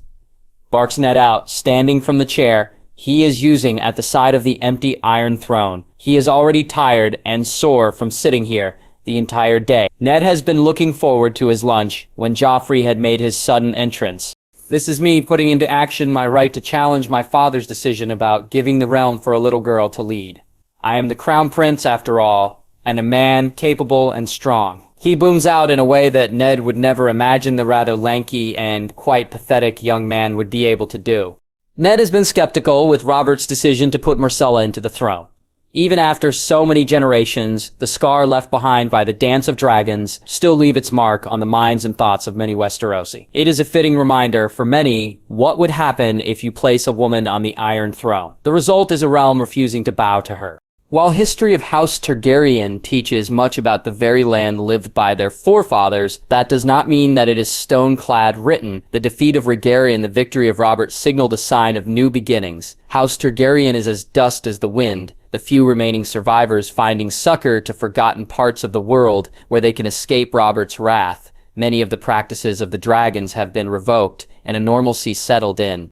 Many might be wary of the effect of the Dance of the Dragons to the realm due to the concerns of a woman leading, but it is not all bullshit as far as Ned is concerned. At the North, many women lead their houses throughout the annals of the North, and some are even mightier than their male counterparts. However, this is the South, and Ned knows how prickly Southerners can be when it comes to their perceived politics. "She is your sister, your highness," points out Ned. "There is no need of you to fight. Besides, it is your father's direct mandate that your sister would inherit his throne." Ned is rather reluctant about Robert's decision, but he knows it is the right one. He has seen Joffrey and compare him to Myrcella. Even a moron would realize that the eldest daughter of Robert would do the realm good instead of the rather still immature brother of hers. She has good standing with many of the houses, and most importantly has the support of the two richest and strongest of them all at her side. "I know Lord Hand. I know that she is my sister, and she has my father's permission to steal my birthright from me. That is why I have this. An edict made by King Aegon after he threw the upstart traitor sister of his, Princess Rhaenyra, at the Dragon's Maw. It is a law enforced again and again by the Targaryen kings through the ages that, unless it's a major fault made by the male heir to the Iron Throne with the backings of the 7 great lord paramounts, the same said heir cannot be replaced by a woman. In the event, however, that such an order is given by the command of the current reigning king for the heir to be replaced, the male heir has the option to put a challenge, a duel to the upstart that is replacing him. I have that right, Lord Stark, to put a challenge to my sister who is stealing my throne from me. And do you have proof that this document that you are stating is real and not simply a made-up law, Your Highness? It seems a little convenient after all that such a law would exist," points out Ned. He is grimacing, however, the inside. While Jon and Robert, after all, happily kicked out the Targaryens, majority of the laws are kept to keep the country stable. Unfortunately, throughout the years, despite the deceased Falcon Lord going through the laws like a fine-tooth comb, his old age and the rather lackluster state of affairs due to Robert's neglect of his position as king, it is not surprising that some of the laws have been rather either missed or skipped by the old man. "I have proof, Lord Stark, and here it is." With a dramatic wave, Joffrey raises a leather-worn book with a Targaryen motif and a title written in bold, large letters at the front saying Book of Assassins. "This is proof of my gods given right that I challenge my sister to a duel to the death in order to retain my position as Crown Prince of the 7 Kingdoms of Westeros," he declares loudly, turning to let everyone see what it is he is holding. "Tomorrow morning, at the tourney yard, my champion Gregor Clegane will fight for my honor and remind the people why it is a man who should be king." As a combination of murmurs and whispers surround the entirety of the courtroom, Ned can't help but grimace. It seems that the first of major backfires of Robert's decision to crown Myrcella as his apparent heir has finally started. He never notices a cloaked shadow smirking a bit as its lady's first carefully laid plans come into fruition. Lannister rooms, 3 hours after Joffrey's challenge. "Father, you can't do this." Joffrey is the eldest son of King Robert, and it is tradition all over Westeros that the eldest son inherit the house and his father's mantle. Jaime heatedly argues at the old lion, who only scoffs at his words as he continues eating at the long table facing the open window that looks over King's Landing. Suffice it to say that Jaime is livid about everything these past 2 days. First is Robert's proclamation about making Myrcella his replacement. Then later, after Joffrey's public announcement about his father stepping in and ordering the mountain that rides not to represent Joffrey in his brilliant, in Jaime's opinion, challenge to regain his birthright. Of course, his father knows about Joffrey's declaration of challenge. His father's spy network runs deep. However, it makes Jaime livid due to the fact that Tywin's interference is making it impossible for him to fulfill Cersei's dying wish to him. If Joffrey has been correctly disciplined and well-versed on the position that he is about to take, then yes, I might have supported him wholeheartedly. Yet he is nothing but a spoiled, cruel, and idiotic who takes great pleasure on seeing others feel pain without merit or reason. There is nothing wrong with the use of fear, but used excessively for nothing more than craziness or pleasure, and it becomes a double-edged sword that cuts its own user. I don't need to remind you, my son, of the days of Aerys. You were there, and I would not see another Mad King ascend to my throne, much less coming from my family. His recent move is not only foolish, but one that even a dunderhead would not make in open court. He just declared to the world that not only is he standing united with his family, but he is also willing to go against his king and father for his own selfish desires. What do you think that would show the realm? Jaime only winces. As much as he hates to admit it, his father has a point. There remains the fact, however, that he made a promise to Cersei at her last breath. Promise, Jaime, promise me that Joffrey would be king. She can still remember her words from before, as clear as the moment she said it. Father, please, at least... I will have no more discussion about this, Jaime. Clegane will not fight for Joffrey. And in fact, I will pay off every fighter that he dares approach for this challenge of his. Myrcella would be queen, and all the realm would all be better for it. Unlike Joffrey, after all, Myrcella does understand what the word responsibility means, and with that final note, Tywin waves off that signifies the end of the discussion. Jaime, however, only sees red tea moment his father declares that the discussion is over. He loves his family and he loves his children in secret. Above all else, however, he loves Cersei and he would move the heavens and the land for her. That is the reason why he forsook his birthright as heir to Casterly Rock. To be near to her, all the wealth, prestige, and power he gave up for the woman he loves.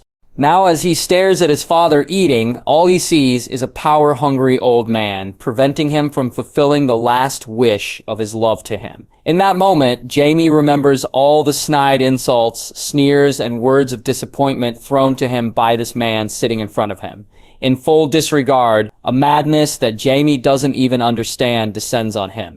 Marching with full measured steps at the wall beside the open window, overlooking the dining table where his father is supping, Jaime unhinges from the wall, an ornate crossbow which in another world would have been gifted to Joffrey. Checking the mechanism, it is already loaded, Jaime can see.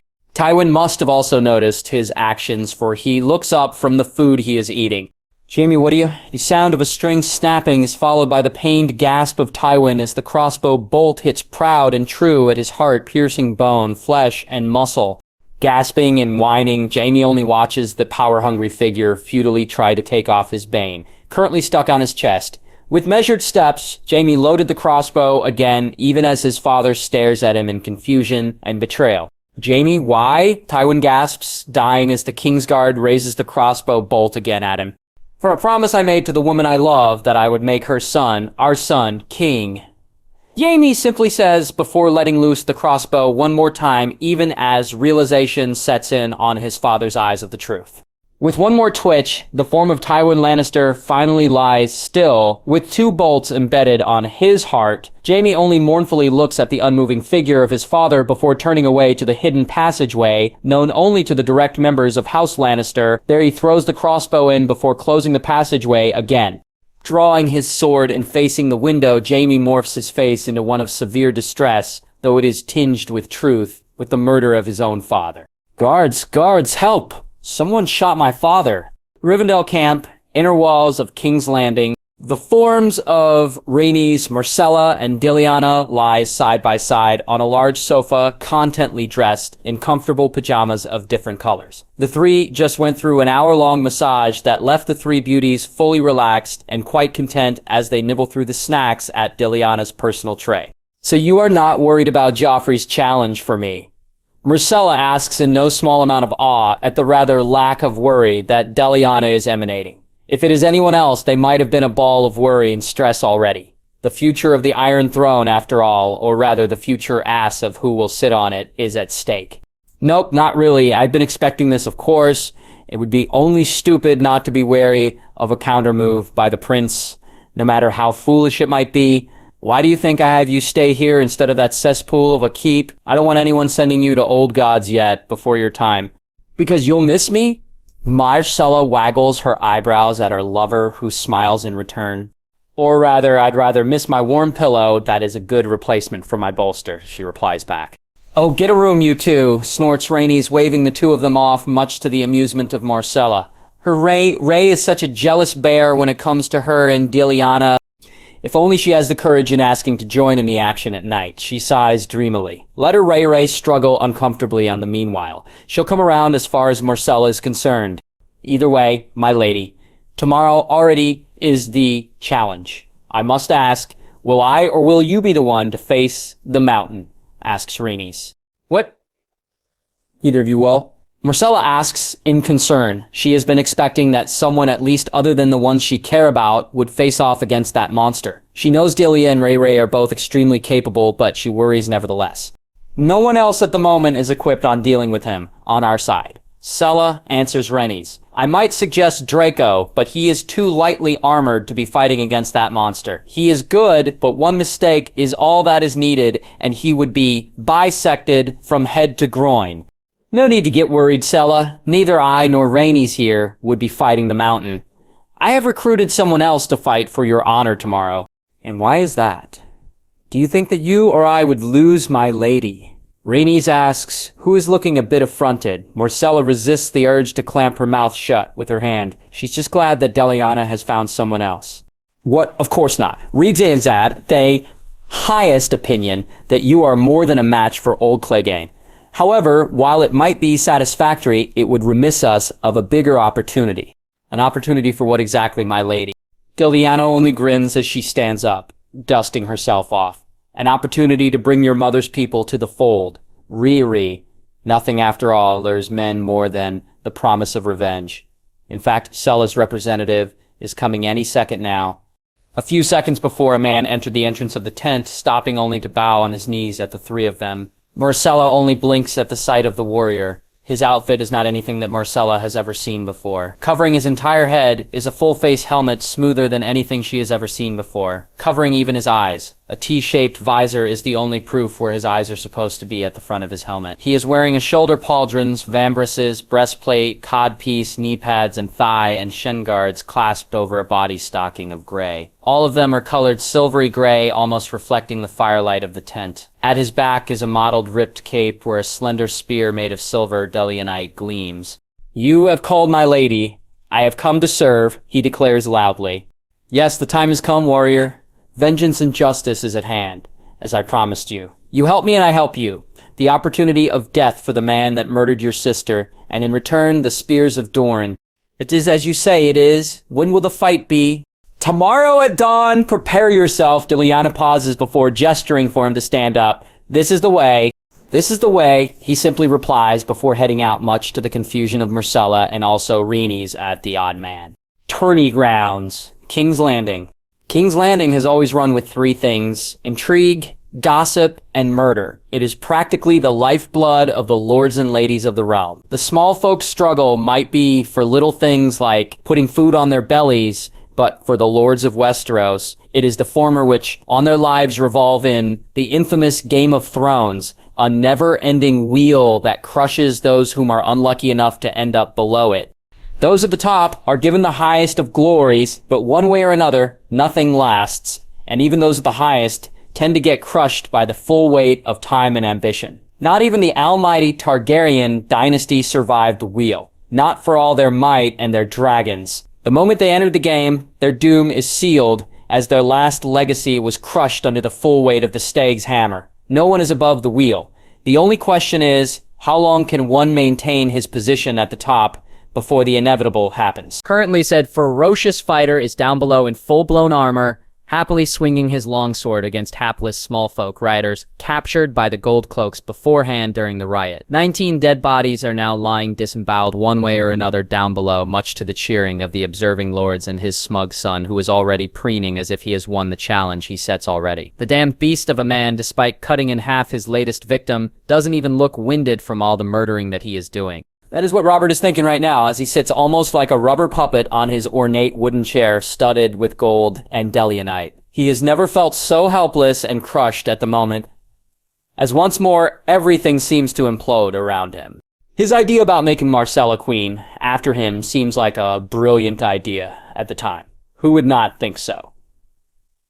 For the first time since Madaeus plops his crazed behind on the Iron Throne, finally someone who is capable and worthy enough to sit on the damn thing appears. Now his rather ambitious son is going against his eldest daughter with archaic laws from the damned dragons to regain his crown.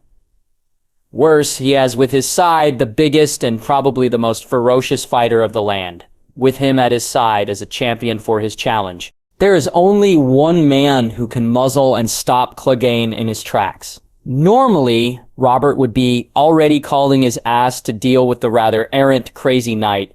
Unfortunately, said man had already made a permanent non-return trip to the stranger, leaving everyone in a pickle. That is another reason of Robert's rather big case of issues. Currently, other than of course the rather misbegotten challenge of his son, the death of Tywin Lannister is another thing. For years, the balance of power in Westeros had been kept steady due to the power and influence of the Old Lion. Now with the Old Lion dead, the shift of power would move again. The question is, who would be the new players that would step in to fill the vacuum caused by the Old Lion's passing? With Cersei as queen deceased, and old Tywin also unable to shit gold anymore, House Lannister is currently in turbulent waters. Robert, of course, has not been idle. He cannot change the fate of House Lannister, and that of Tywin, but he can try to stop and overrule his son about his misbegotten challenge to his sister about the crown. For some reason, however, Robert fails to find Joffrey, and instead of putting in even more of an effort, Robert, as his style when depressed, requested a whore from Chadia's brothel to fuck him silly. Now here he is, father to 2 children about to fight for his crown, and king to a kingdom that is highly unstable. He stares at his friend at his side. He almost pities the ragged-looking Lord of the North. The dour face of Stark seems even more withdrawn than usual, and Robert cannot blame him. Tides of change are hammering on the 7 kingdoms, and as a hand it is his job to help the king clean it up. This tourney was supposed to be a welcome to his friend for his position. Apparently it seems that instead it was not living up to Robert's intended purpose on making King's Landing welcome for his frigid friend. Robert would bet his warhammer that if he opens up poor Ned's brain and examine his thoughts, he would be seeing his friend's deep-seated desire on wanting to go home back north. Myrcella, Robert mutters beneath his breath as he sees his daughter. Instead of the familiar summer gold and yellow dresses that Myrcella prefers, she is right now instead wearing armor, a full metal plate of gold beaten and molded to fit her lither form. 2 lions clawing each other adorn the chest piece with a stag emblem on the right shoulder. Pauldron, her usually straight blonde hair is tied to a braid behind her, showing her entire face, only with a thin layer of makeup. There is no smile on her face, as her eyes angle to meet that of her brother. The sound of trumpets rising from the other side of the field brings Robert out of his morose thoughts as he turns to see the retinue of Rivendell with black guards and death dealers, accompanied by members of the Silver Order, being led, of course, by no one else but its famous lady, and beside her, Sir Burristan. I am here with Princess Myrcella, the rightful heir of the 7 kingdoms, in answer to the challenge of that overgrown fop behind you. Let it be recorded in the annals that she is present in this moment. She looks every bit of the warrior, and if not for the stakes, Robert might have been beaming with pride. Instead, it is a grim countenance as the warriors of Rivendell pause while Deliana, alongside Myrcella, walks forward to meet with Sir Barristan, who is put in charge of the Challenge of Kings, as the people are already calling it. I concur, my lady, and as per the challenge, it is a duel to the death. Does the Princess Myrcella have a champion representing her? Asks Sir Barristan. She does. The second Prince of Dorne, Oberin Martell, would be representing her, though he prefers to be named in this challenge right now by his title, the Mandalorian. Very well, so be it. My lord, my lady, please step forward with your champions, booms, Cereberistan, before turning to Lady Deliana, my lady, if you will. I understand, Cereberistan, bows Lady Deliana before she places a hand on Marcella's shoulder. Reg! The giant of a man roars, making the hairs of Robert's butt stand up in alarm. The man is as confident as he is loud while swinging that over-large sword like a little toy. Ladies and gentlemen, today we witness the challenge set by Joffrey Baratheon to his sister, Crown Princess Marcella Baratheon, to be the heir of the Iron Throne. Both are represented by champions. Fighting for the honor and pride of Prince Joffrey is Ser Gregor Clegane, the mountain. Robert just watches as the stressed look of Marcella seems to soften under the gaze of the Lady of Rivendell. Not for the last time, Robert thanks his lucky stars that he has the common sense of putting his daughter under the care of the brave Lady of the Riverlands. Now, as Deliana exits the field, the two pairs stride forward, Joffrey almost minuscule in his confident swagger amidst robes of red with lion designs, with the monster of a man, while Marcella walks forward with her weird armored champion, which is supposed to be the second Prince of Dorne. Princess Marcella would be championed by the second Prince of Dorne, Oberin Martell, also known as the Mandalorian. He finishes questioningly as he stares at the smooth, unadorned helmeted man whose only sound is that of a deep breathing through his helmet.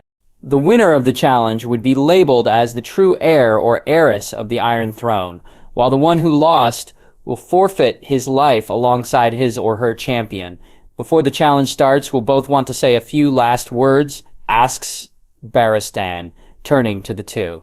Yes, I do, Joffrey walks forward in a confident swagger. My sister is a throne-stealing whore. I'm pretty sure that she manages to convince the ones supporting her to help her take my birthright from me by sleeping around. Today we will see that mistake corrected. Have no fear, my lords and ladies. I do not plan to chop her head off even in victory. Nay, traitors who sleep around for power deserves a far more severe punishment. Maybe a banishment to the wall under the tender mercies of the brave and loyal men of the Night's Watch will do. She can open her legs for them there all day and night. With a flourish, he bows before walking back beside Sarah Barristan, who is trying and failing to hide his face of disgust. Robert, on the moment, is trying to disappear into the cushions he is sitting at. He really made a big mistake raising that boy. Even poor old Gendry, his oldest bastard, is not as bad at the swashbuckling moron that is his true-born son right now. Around, he can see the rest of the lords and ladies nodding to the words of the prince. Inside, Robert winces. He knows, of course, how patriarchal Westeros is. He has hoped, however, that Marcella's suitability of being capable and her deeds would be enough to sway the age-long stigma of the Westerosi lords and ladies. My brother has come down from whatever dreamland that he is living to challenge me for the throne. I say I accept. Let this argument about who earns my father's place, once and for all, be ended in the ancient way. At bloodshed, do the gods make known their will. Today, let it be finished. And with that powerful ending, she strides off, marching to the end of the field as the two champions now walk towards one another. Good speech! Good speech! The armor-clad form of his daughter claps as she steps forward, looking in mock cordiality to her younger brother. I have no desire, however, to bandy useless words with you, Prince Joffrey, for you are not worthy my time. I have, however, something brief and short to say to the lords and ladies of Westeros who have come here today. She half shouts confidently as she turns to the assembled crowd with confidence. Oberyn Martell, for it is Oberyn Martell beneath the armor in the bodysuit of drab black and gray, inhales and exhales through his helmet as the monster that murdered his nephew, his niece, and his sister walks towards him. Once more, the burning fiery heart of his Rhinish blood burns like wildfire inside his chest. He compresses it, though, turning the inferno in his chest to cold resolve as he approaches closer and closer to his enemy. Point of view of the Mandalorian. It was supposed to be a secret infiltration for Oberyn, one that he did many a time to rival Magister Mance's at Essos. His brother had little to none knowledge about it. He had, after all, prohibited Oberyn from finding out the identity of that young girl that eerily looked a lot like his deceased sister. Thus, after arriving in Dorne, Oberyn went off to one of his daily tours that his brother was used for him to do. This time, however, Oberyn did not bring anyone with him but himself and a few dozen sellswords with non-Dornish descent. People might call him rash, but he was not at all stupid. Dorne had bad blood with Rivendell due to his actions, and the last thing he wanted was to deepen that divide even more. Thus, with his plan ready and his target made up in his mind, he sailed north from Dorne. Once in another life, Oberin might have been cocky. The Red Viper of Dorne is hailed as one of the greatest warriors in Westeros in this generation of theirs. For good reason, too, he has survived the slave-fighting pits of Essos, making a name for himself there. He has learned from the best gladiators not only to fight to twin, but to fight and showboat about it at the same time. What's the point of being the best, after all, if you can't even revel on it? Everything changed when he got his ass captured by the Black Guard of Osgiliath. Long story short, Oberin was apprehended even before he can fart the moment his small retinue arrived at Osgiliath. The sellswords were filled with quarrel bolts, and Oberin was imprisoned. He expected that he be left in the dungeon to rot before judged and brought back to his brother. He was a High Lord, after all. His head cannot be chopped off without a trial at King's Landing. Instead, he was treated humanely, devoid of torture and interrogations. He was given exotic food and drink he had never seen before in his entire life. Most importantly, he was given a chance to fight, avenge his sister by his own hands. Oberin, however, wants the feeling of that monster's blood on his hands, and finally be at peace. He cannot remember much of that time, only a madness of determination that seems to course through his very own blood and soul. He trained with the Blackguard night and day, tempering the fire within himself with the cold, icy, ruthless persona of the men and women of Rivendell's armed branch. He donned the rather lackluster, simple helmet given to him by the Watcher of Osgiliath and joined the bounty hunting guild of Rivendell as the Mandalorian. He coursed the land hunting, down and fighting off the meanest, baddest, and the most sadistic of the land, honing his skills again and again till his focus and self-control is as hardened as the spear of pure steel he is holding. Every wound, every hurt he got was a lesson. Every fight was a step forward to his final goal. Now here he is, at the end of the road which he made for himself and the promise of the Watcher of Osgiliath, Lord Draco, coming into fulfillment. A chance, just one chance, where he would be able to put his spear on the skull of the one who murdered and raped his sister. Oberin trusts and believes Doran. However, he does not possess the inhuman patience that his brother has. Oh, he knows Doran will make true his word of bringing justice to their family. The Red Vibe of Doran might be the snake that everyone is wary of, but they cannot be any more wrong. The deadliest of snakes is not the one that is being put on display, but the one hiding in the bushes, ready to strike at the tiniest chinks of the armor. Fighters, begins Sir Garson as the two stands facing each other. This is an honorable battle before the gods. There would be no cheating, for it would be a fight to the death. Let it be said that the giant bear of a man roars, and without warning slashes his massive longsword as easily as a man would wield a tourney sword, and just as fast. The old Oberin might have been bisected in an instant, with his choice of fighting attire being his lightweight apparel of Dorne, which offers zero protection against powerful swings of enemies like the Mountain. The new Oberin, however, is another story. The pieces of his armor is not made of steel, although it looks like one. The smiths of Osgiliath will not tell him what it is, only it is very durable and hard. Right now, however, it is saving his life. The longsword connects at his back fully, and instead of being split in two, Oberin just stumbles forward despite his greave literally knocked off his body. Instinct makes him raise both greaves in a defensive manner in front, stopping the Mountain's follow-up blow from the front, this time heading to his chest. The impact rattles Oberin's teeth, and it forces him to backpedal to avoid breaking his bones. If not for the wonder steel that make up his greaves, he might have been armless already. As it is, Oberin backsteps one at a time as the Mountain in a fit of rage keeps on swinging and roaring at the same time. It is all Oberin could do to prevent himself getting killed by blocking the sword swings aimed at his unarmored parts by the greaves. He is not even given the chance to pull the spear strapped at his back as he blocks left and right, each strike making him backpedal on the arena, making sure that he keeps his footing. One wrong step that would lead to him falling would be the absolute end of him. No matter how strong or fit the Mountain, however, is. He cannot obviously go on swinging non-stop without halting. One way or another, he must take a breather.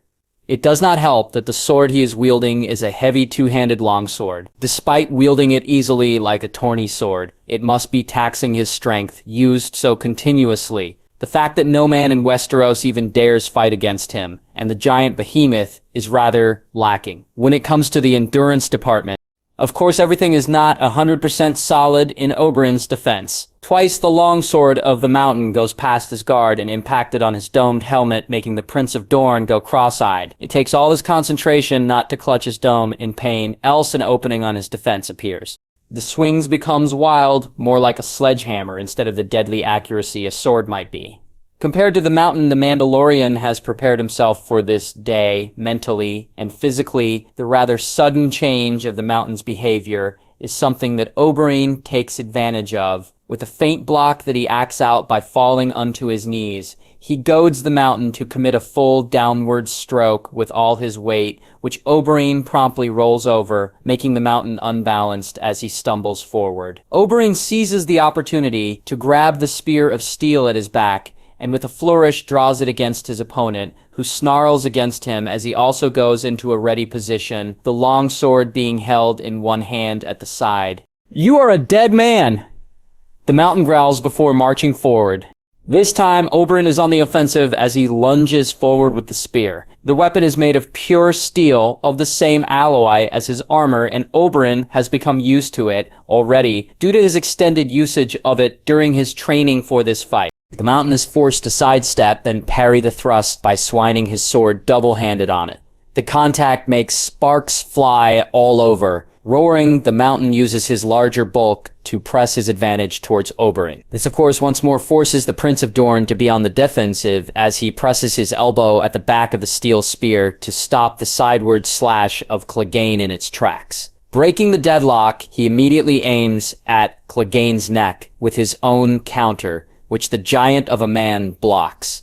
Everyone watches in bated breath as the two dances against each other, one trying to rip out its prey in half, the other backing around or parrying in perfectly skilled counters. It seems an even fight. Forcing it for a second or two in a duel of strength, Oberin lets it stay that way for a bit before breaking the challenge of strength. Clegane slashes from below and heading up, which the spear meets with a block. This time, however, the all-powerful strikes of the mountain are not as effective as the long spear reach counters. Is the perfect defense against the heavy-handed style of Clegane. Like a bamboo dancing against the storm, Oberin twirls and whirls the steel weapon expertly, tiring the large knight one counter at a time. Everyone watches in bated breath as the two dances against each other, one trying to rip out its prey in half, the other backing around or parrying in perfectly skilled counters. It seems an even fight. At least until the exhaustion of the mountain finally catches up to him. Knights are not meant to fight in long durations on foot, especially in a hot morning like today. With a combination of full body armor and metal plates, everything inside the cocoon of steel must be boiling already. It is too much for any man, even for monstrous ones like Clegane. The next deadlock between the sword and the spear catches everyone off guard as the Prince of Dorne finally ceases giving ground. As surprised as them, the mountain that rides this time takes the initiative to break the deadlock by cutting downward to the unarmored knees of Oberin. The attack, however, is sloppy, and everyone can see it. Oberin himself just drops the end of his spear to stop the blade from connecting with a small clang as the weary knight starts a deadlock once more. Oberin, however, has no plans on indulging him. Going with his namesake, he strikes this time.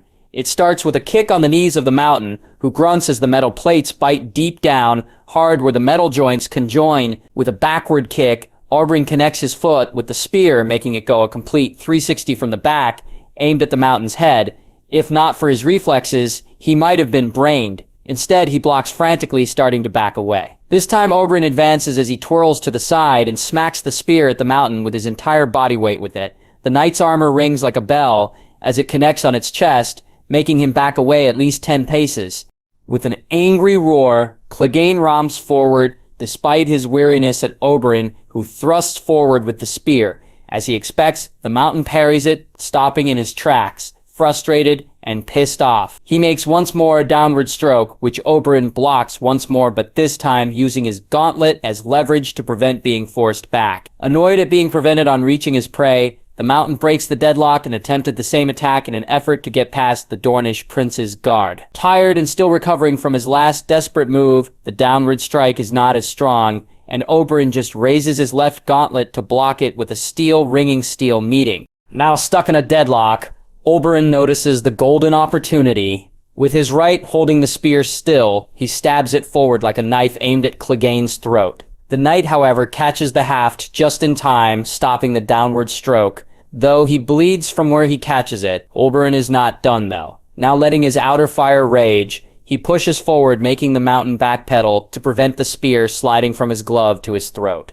Oberin is not letting him dictate the pace, though. With a mighty Spartan kick at the plate on the jewels, the mountain screeches as the armor bit within, as he stumbles backward, letting go of Oberin's spear. Now holding the spear two-handed, Oberin darts forward with his spear, making the giant man panic as he tries to parry one-handed with his sword, while his free hand still clutches his crotch. He is able to block it, but clumsily with a lousy hold on his sword. Twirling the spear, Oberin hooks the longsword's pommel on it, before pulling it away from the now downed Clegane on the ground, sending it clattering on the ground somewhere at the back. With a smack, Oberin makes the giant murderer fall flat on his back, looking up at him and the pointy edge of his spear centimeters away from his throat. In another time, in another universe, Oberin would have forced the man to confess and delay killing him, resulting in his own death. This Oberin, however, is cold, calm, and burning with a raging fire, honed like a knife. "You killed my sister, you raped her, you murdered her children," he hissed through his helmet. The mountain that rides tries to say something, but Oberin doesn't give him the chance, as he pushes the spear forward on the man's throat, pinning him to the ground. Oberin doesn't let go till the last of his gargles finally stops, and blood begins to pool. Oberin just stares at the now corpse of the murderer of his sister before pulling the spear out and turning to the silent crowd who witnesses a man taking down the beast of the West. Knowing that he is debt to the ladies of Rivendell for this opportunity, Oberin drops to one knee facing Marcella, and beside her the Lady Deliana Tully. "The challenge is finished. All hail the victor, chosen by the gods who gave me strength. Princess Marcella of House Baratheon, long may she reign." Undisclosed area, King's Landing, 2 hours before Joffrey's challenge.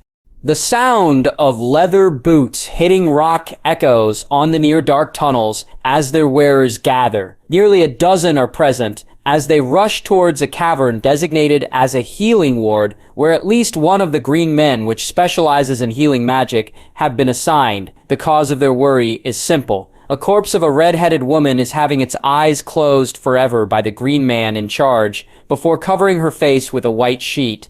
She's dead. "My apologies that I couldn't save her," the green man apologizes with a bow to the head of the gathered Hidden Ones.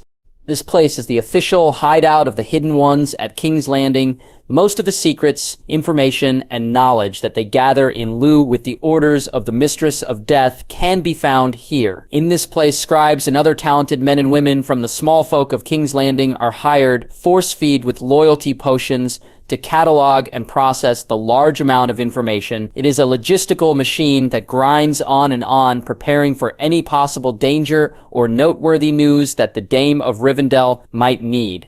In short, it is like the version of the Central Intelligence Agency, or the MI6 of the United Kingdom, where Deliana takes the idea. Unlike those standing on the light, it is their job to live in the shadows and fight the never-ending war of sabotage, spying, information gathering, black operations, and, of course, false information dissemination.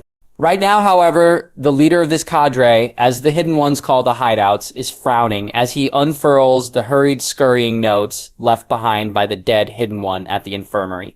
The Hidden Ones is a branch of faceless men from Braavos sent to serve the Mistress of Death, and only the best of the best are given the privilege. They are, after all, serving the very manifestation of their deity. Plus, though, no one of them would admit out loud, the work is intriguing and suits their talents very well. While the temple at Braavos, after all, accepts contracts for the gift to be given, it is way too pricey, and most of the time, majority of the order are just sitting around. Under Deliana Tully, there is always work to go around. During their entire tenure here, that serves as the shadow arm of the Lady of Rivendell. However, there has never been a time when a Hidden One is killed in the line of duty. Of course, the faceless men are not so arrogant as to believe that they are infallible. They are just rather hard to kill. The Hidden Ones, however, pride themselves on their skill and their dedication to their service to the Mistress of Death. To have one die in the process in such a crucial time leaves an empty spot on their line of information. As the cadre head, however, once more reads the slip of thin paper written by blood, he can't help but feel a small bottoming feeling in his gut. Expect betrayal if Prince fails, Baelish, mountain clans, war, murder, royalty. The paper simply reads, hastily written. So, Baelish would not take it well if the challenge of the prince fails. Who would he try to murder out of the royal family, however? The leader of the King's Landing cadre asks more to himself. He needs to bring this up to his lady as soon as possible. Rivendell Camp, Deliana Private Tent. So you're telling me that we have a gap in our information network right now. It is not often that Deliana can find herself a bit disappointed about plans and preparations going awry, but the few that does always cost her much. She still hasn't forgotten her folly due to misplaced trust and lack assurances. When Lord Victor lost his life. Yes, my lady. Our sincerest apologies, as it is the rest of the members of the cadre are trying to make sense of what our fallen member wrote about. Once we have a sense of things, you will be the first to be informed, my lady. The Hidden One bows with his face nearly to the floor. Now, however, it seemed that her streak of good luck is coming to an end. Frankly, Deliana is not surprised. Even the best, well-laid plans can go wrong from time to time. The signs of a good commander are not being able to make plans, but to adapt current plans on recurring events, flexibility in the face of adversity. I see. Deliana reclines on her comfortable cot as she takes a thinking pose. Suffice it to say that she is a tad bit concerned at the moment. Information, after all, is one of the greatest of weapons, and she just lost her eyes on the flesh peddler from the Vale. Of course, with how things are going so far, Deliana is not surprised of things going awry a bit. Every single thing ever since their arrival here at King's Landing has been prepared by her. The riot back then was just a horse's gift in the mouth. Originally, she has planned to at least cause a commotion where the Black Guard, under her command, with Myrcella's orders, quell the unrest, giving the princess some tad credibility. However, with the riot caused by Lancel's folly, it became unnecessary. The information that Baelish found regarding the challenge when the prince asked him for help was planted by her agents in the archives. There was no such law made by the Targaryens, but a little application of magic here. Some sneaking and voila, a challenge of kings. She knew, of course, whom Joffrey would nail as his champion. It was a killing two birds with one stone for Deliana. First was, of course, the spears of Dorne would soon be at her side, and secondly, justice for Rhaenys, for everything she had endured. Deliana was not one to forgive, nor forget, and the daughter of Rhaegar Targaryen was someone she was extremely fond of. All in all, it looks like the stage is going to be set for another slugfest of battles, the likes Westeros has never seen ever since the dragons reunited the continent. In a way, Deliana is not surprised. Even in the annals of the history of the world, power has always been the reason why long peace is brought throughout the ages. The strength of the Roman Empire brought Pax Romana, the swords of Persia, and the Ottoman Empire brought peace, as brief as they are, to large portions of the world. The giant ships of the old British Empire created unity to many nations, and finally, the long peace brought by the states before World War III. All is a result of power. With the Targaryens gone along with their dragons, the once archaic society of Westeros is rearing its ugly head up again. She is concerned, though, about the last words of one of her spies. Right now is probably one of those shatter points in history with Myrcella at the evening to be crowned as Crown Princess and heiress of the Seven Kingdoms. She looks at the other missives littering her desk. Renly Baratheon is seen to be reported leaving King's Landing with the rest of his loyal men alongside Ser Loras Tyrell and the bodyguards of the Reach Lords. News down at the Stormlands also tell about Stormlords gathering in strength under Stannis' banner, with the man preparing his missive about the children of Robert being bastards of Cersei and Jaime, which Deliana knows is true. The Westerlands is still reeling from the death of Tywin, and despite many of the lords supporting Kevin, it is clear that the brother of the Old Lion is having a hard time keeping the peace. Even in the Iron Islands, word can be heard of longships gathering in great number also. Deliana would not allow that. This time, however, it would be by the strength of magic and the old gods that would bring it down.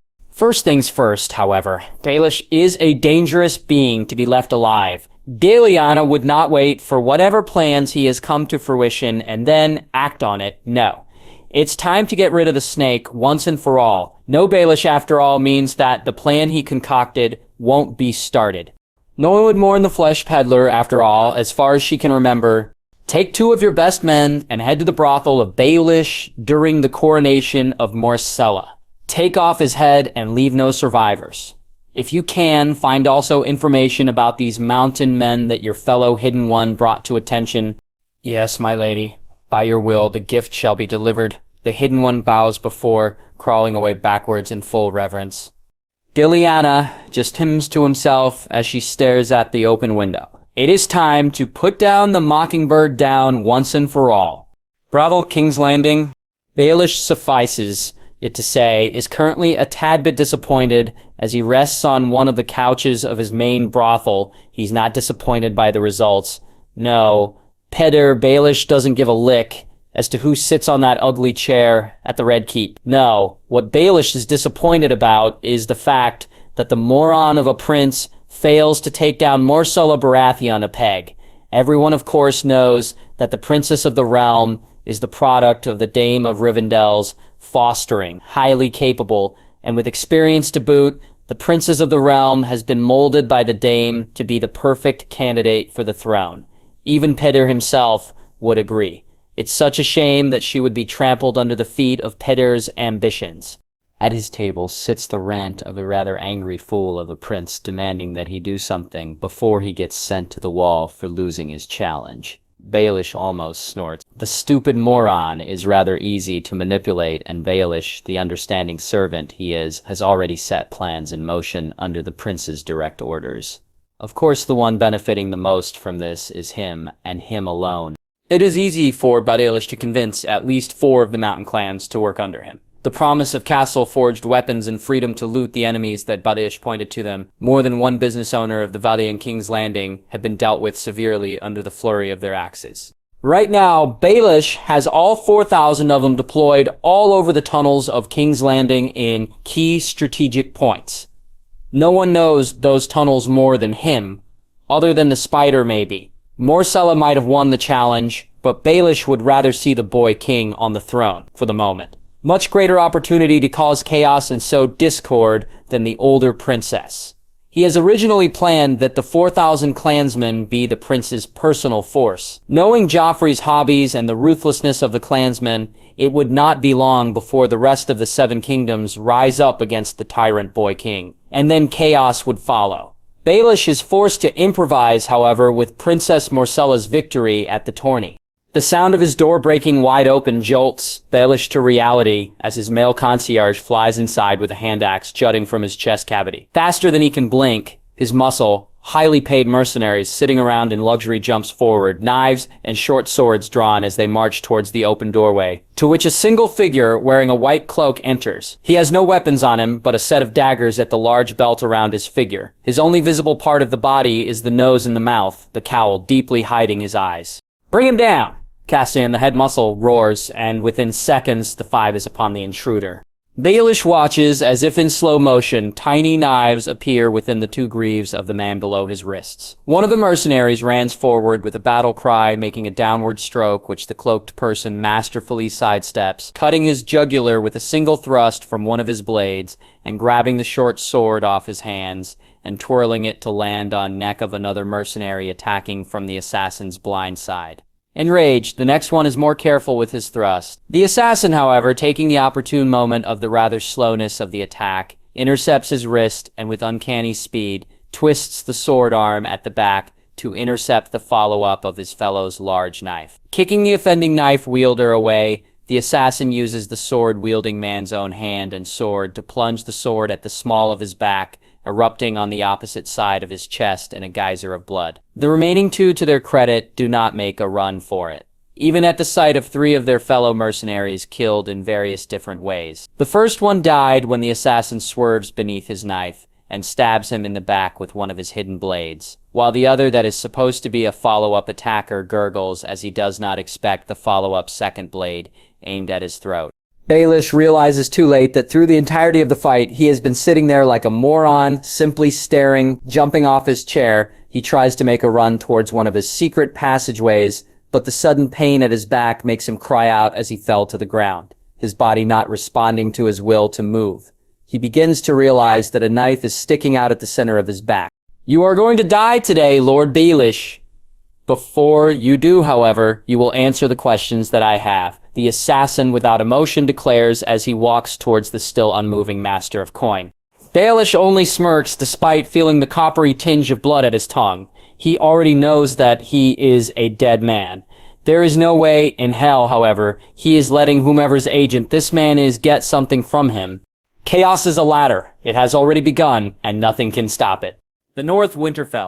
Robb silently drinks alongside Theon and Daemeric. Currently, they are the only occupants of the Great Hall. The half-brother of Daemeric has finally sent word that the Imp of Casterly Rock finally decides to cooperate. Plus, the reason they are here, the bastard needs to apparently drag the sorry ass of the Lannister with the help of 2 other guards for some reason.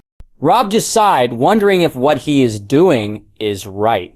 He is not one for torture. It is not an honorable way, as his father would have directed. In fact, Robb is pretty sure that his father would be rather cross with him once he heard about it. His blood, however, boiled when he remembered the prone form of Bran, unmoving, and something akin to a rage. He cannot put words into seized him. Thus, before he knows what he is doing, he is giving the order that the Imp of Casterly Rock be given to the tender mercies of the Bolton bastard.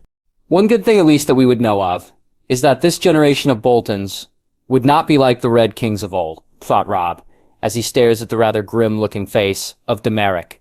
The son of Roose is more laid back and cultured compared to his progenitor. Robb has met only Roose Bolton once, and he has no desire to do a second time. The animosity between Starks and Boltons, after all, are renowned throughout the history of the North. As future Lord Stark, it is simply prudent and traditional for Robb to keep an eye out, always open. With Daemeric taking his seat as the first non-hostile Bolton lord, however, Robb hopes that a new phase might be created between the 2 houses. The sound of the door opening makes the 3 of them jump as the Bolton bastard swaggers in with that eerie, cheerful expression of his sallow face.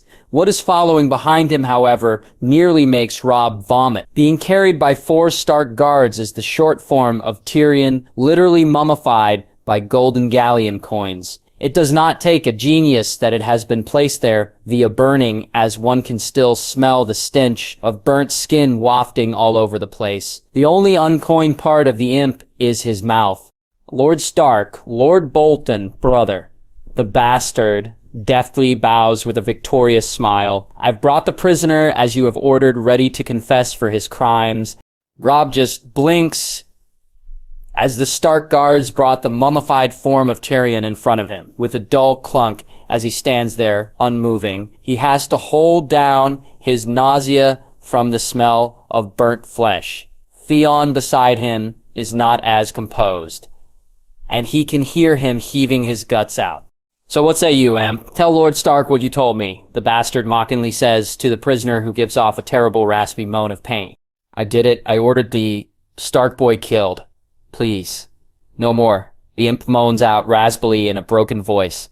"See, brother, I told you I can make him talk, therefore he talks," the obviously crazy man cheerfully comments to the Bolton heir, making Robb wince. He doubtly wonders if the imp is telling the truth. Even he would confess to anything if he is mummified with golden galleons. King's Landing. Robert Solar. Robert huffs unhappily as he leans on his comfortable armchair. Here right now, in his most secure place, the King of the Seven Kingdoms is wearing nothing but his shirt and his breeches. Of course, Robert would not be Robert if he does not drag his best friend along in his one of the rare few moments of free time when he can be alone. "So, are you sure that you would not be attending Myrcella's coronation, Robert?" asks Ned, taking a sip of the butterbeer placed in front of him by one of the servants beforehand. "You know it would mean much for your daughter if you are present for her in this special day." Robert just grunts as he takes a swig of his fire whiskey. "Yes, I am. Nothing would make me prouder than having one of mine inherit this throne, who is actually deserving of it. While I am glad that my daughter is taking the mantle as my heir, I would not be the one to be sentencing my son to the wall no matter how much of a shithead he is. I would not say anything about that." Robert, seeing that, if I am in your place, I'd probably do the same. "For all intents and purposes, I am sorry that it happened this way," says Ned, making Robert slump unhappily even more on the chair he is sitting.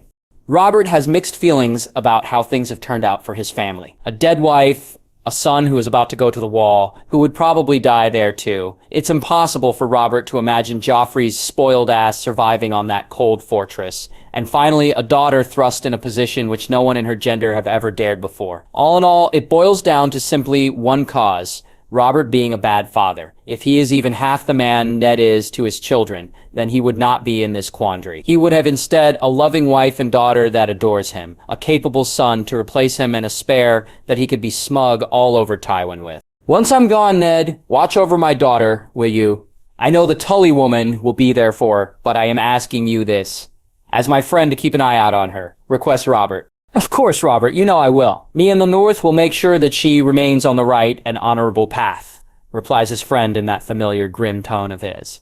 Good, good. This way at least I would know that when I die.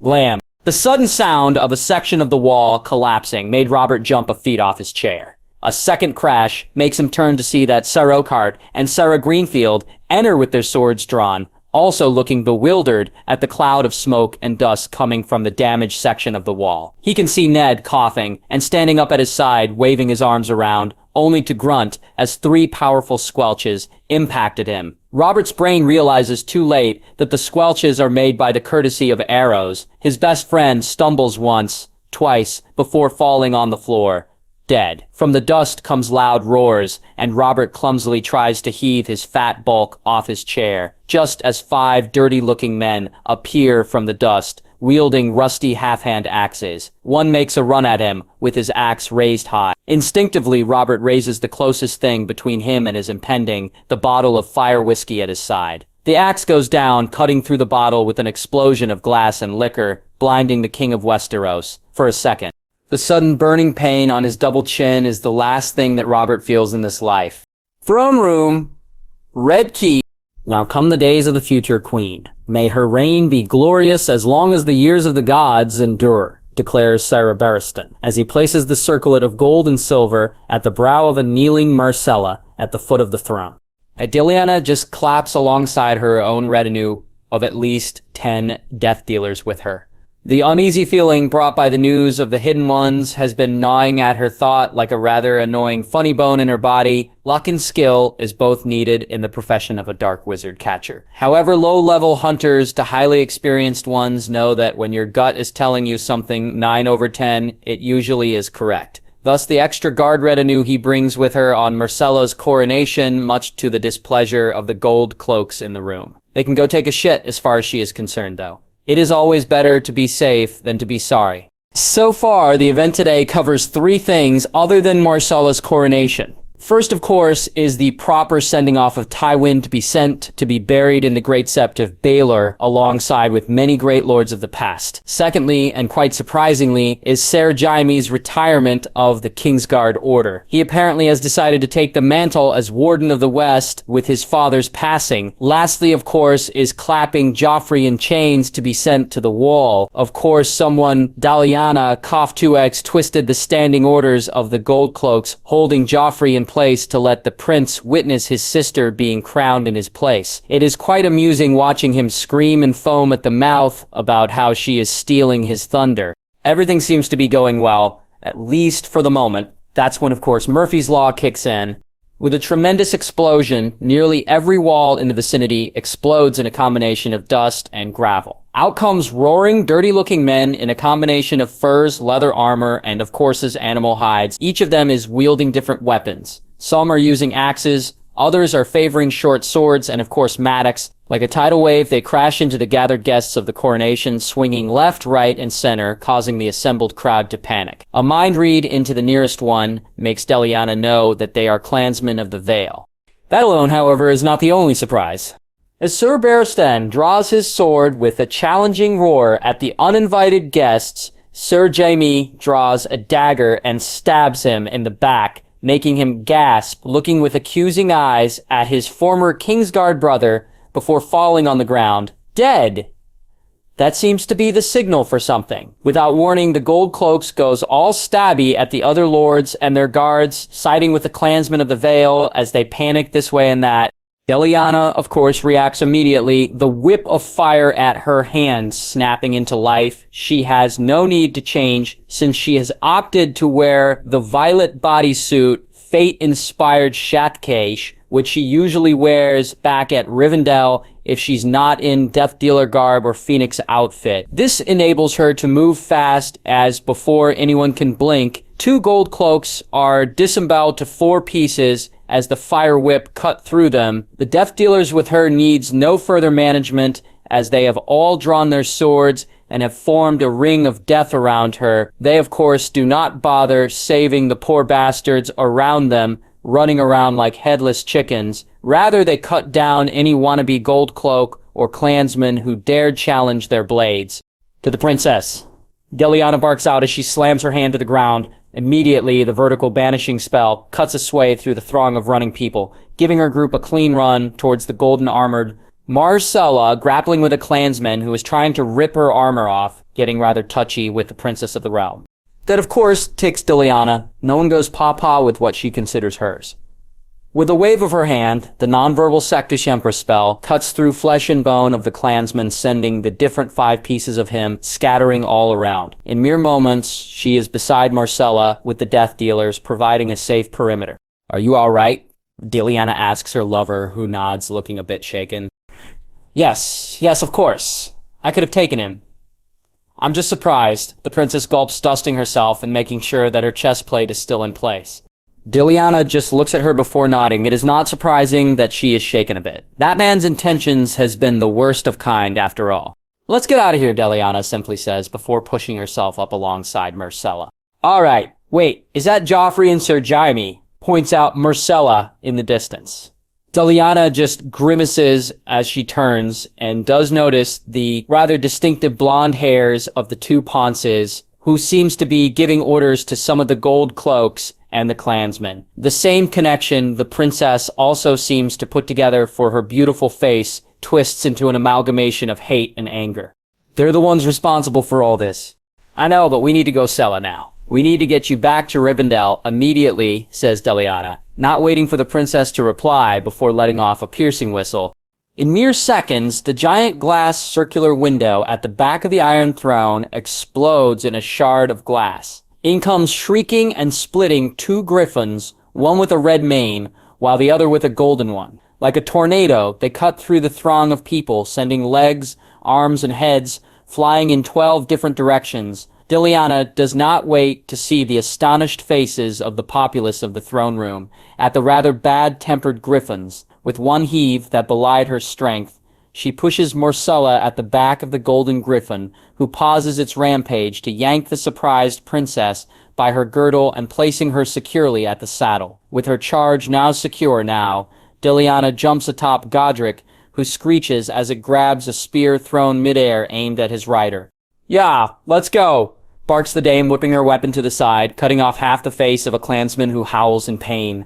The griffins wastes no time obeying. With shrieks and shrills, they flap their powerful wings, sending men and women flying to the side as they become airborne. Of course, the massive talons each grab a Death Dealer along the way, with the remaining 2 jumping at the backs of Marcella and Deliana, hanging on as they take to the skies via open circular window. In mere seconds, they are flying over King's Landing. Deliana nods in silent satisfaction, as she can see that the Rivendell camp has been packed and its retinue halfway out of the gates by now. As she looks to the skies ahead, she breaths out in silent anticipation. War is ahead, of that she can be sure about. One thing she's sure of, however, by the end of this day, she would her utmost to emerge the victorious one.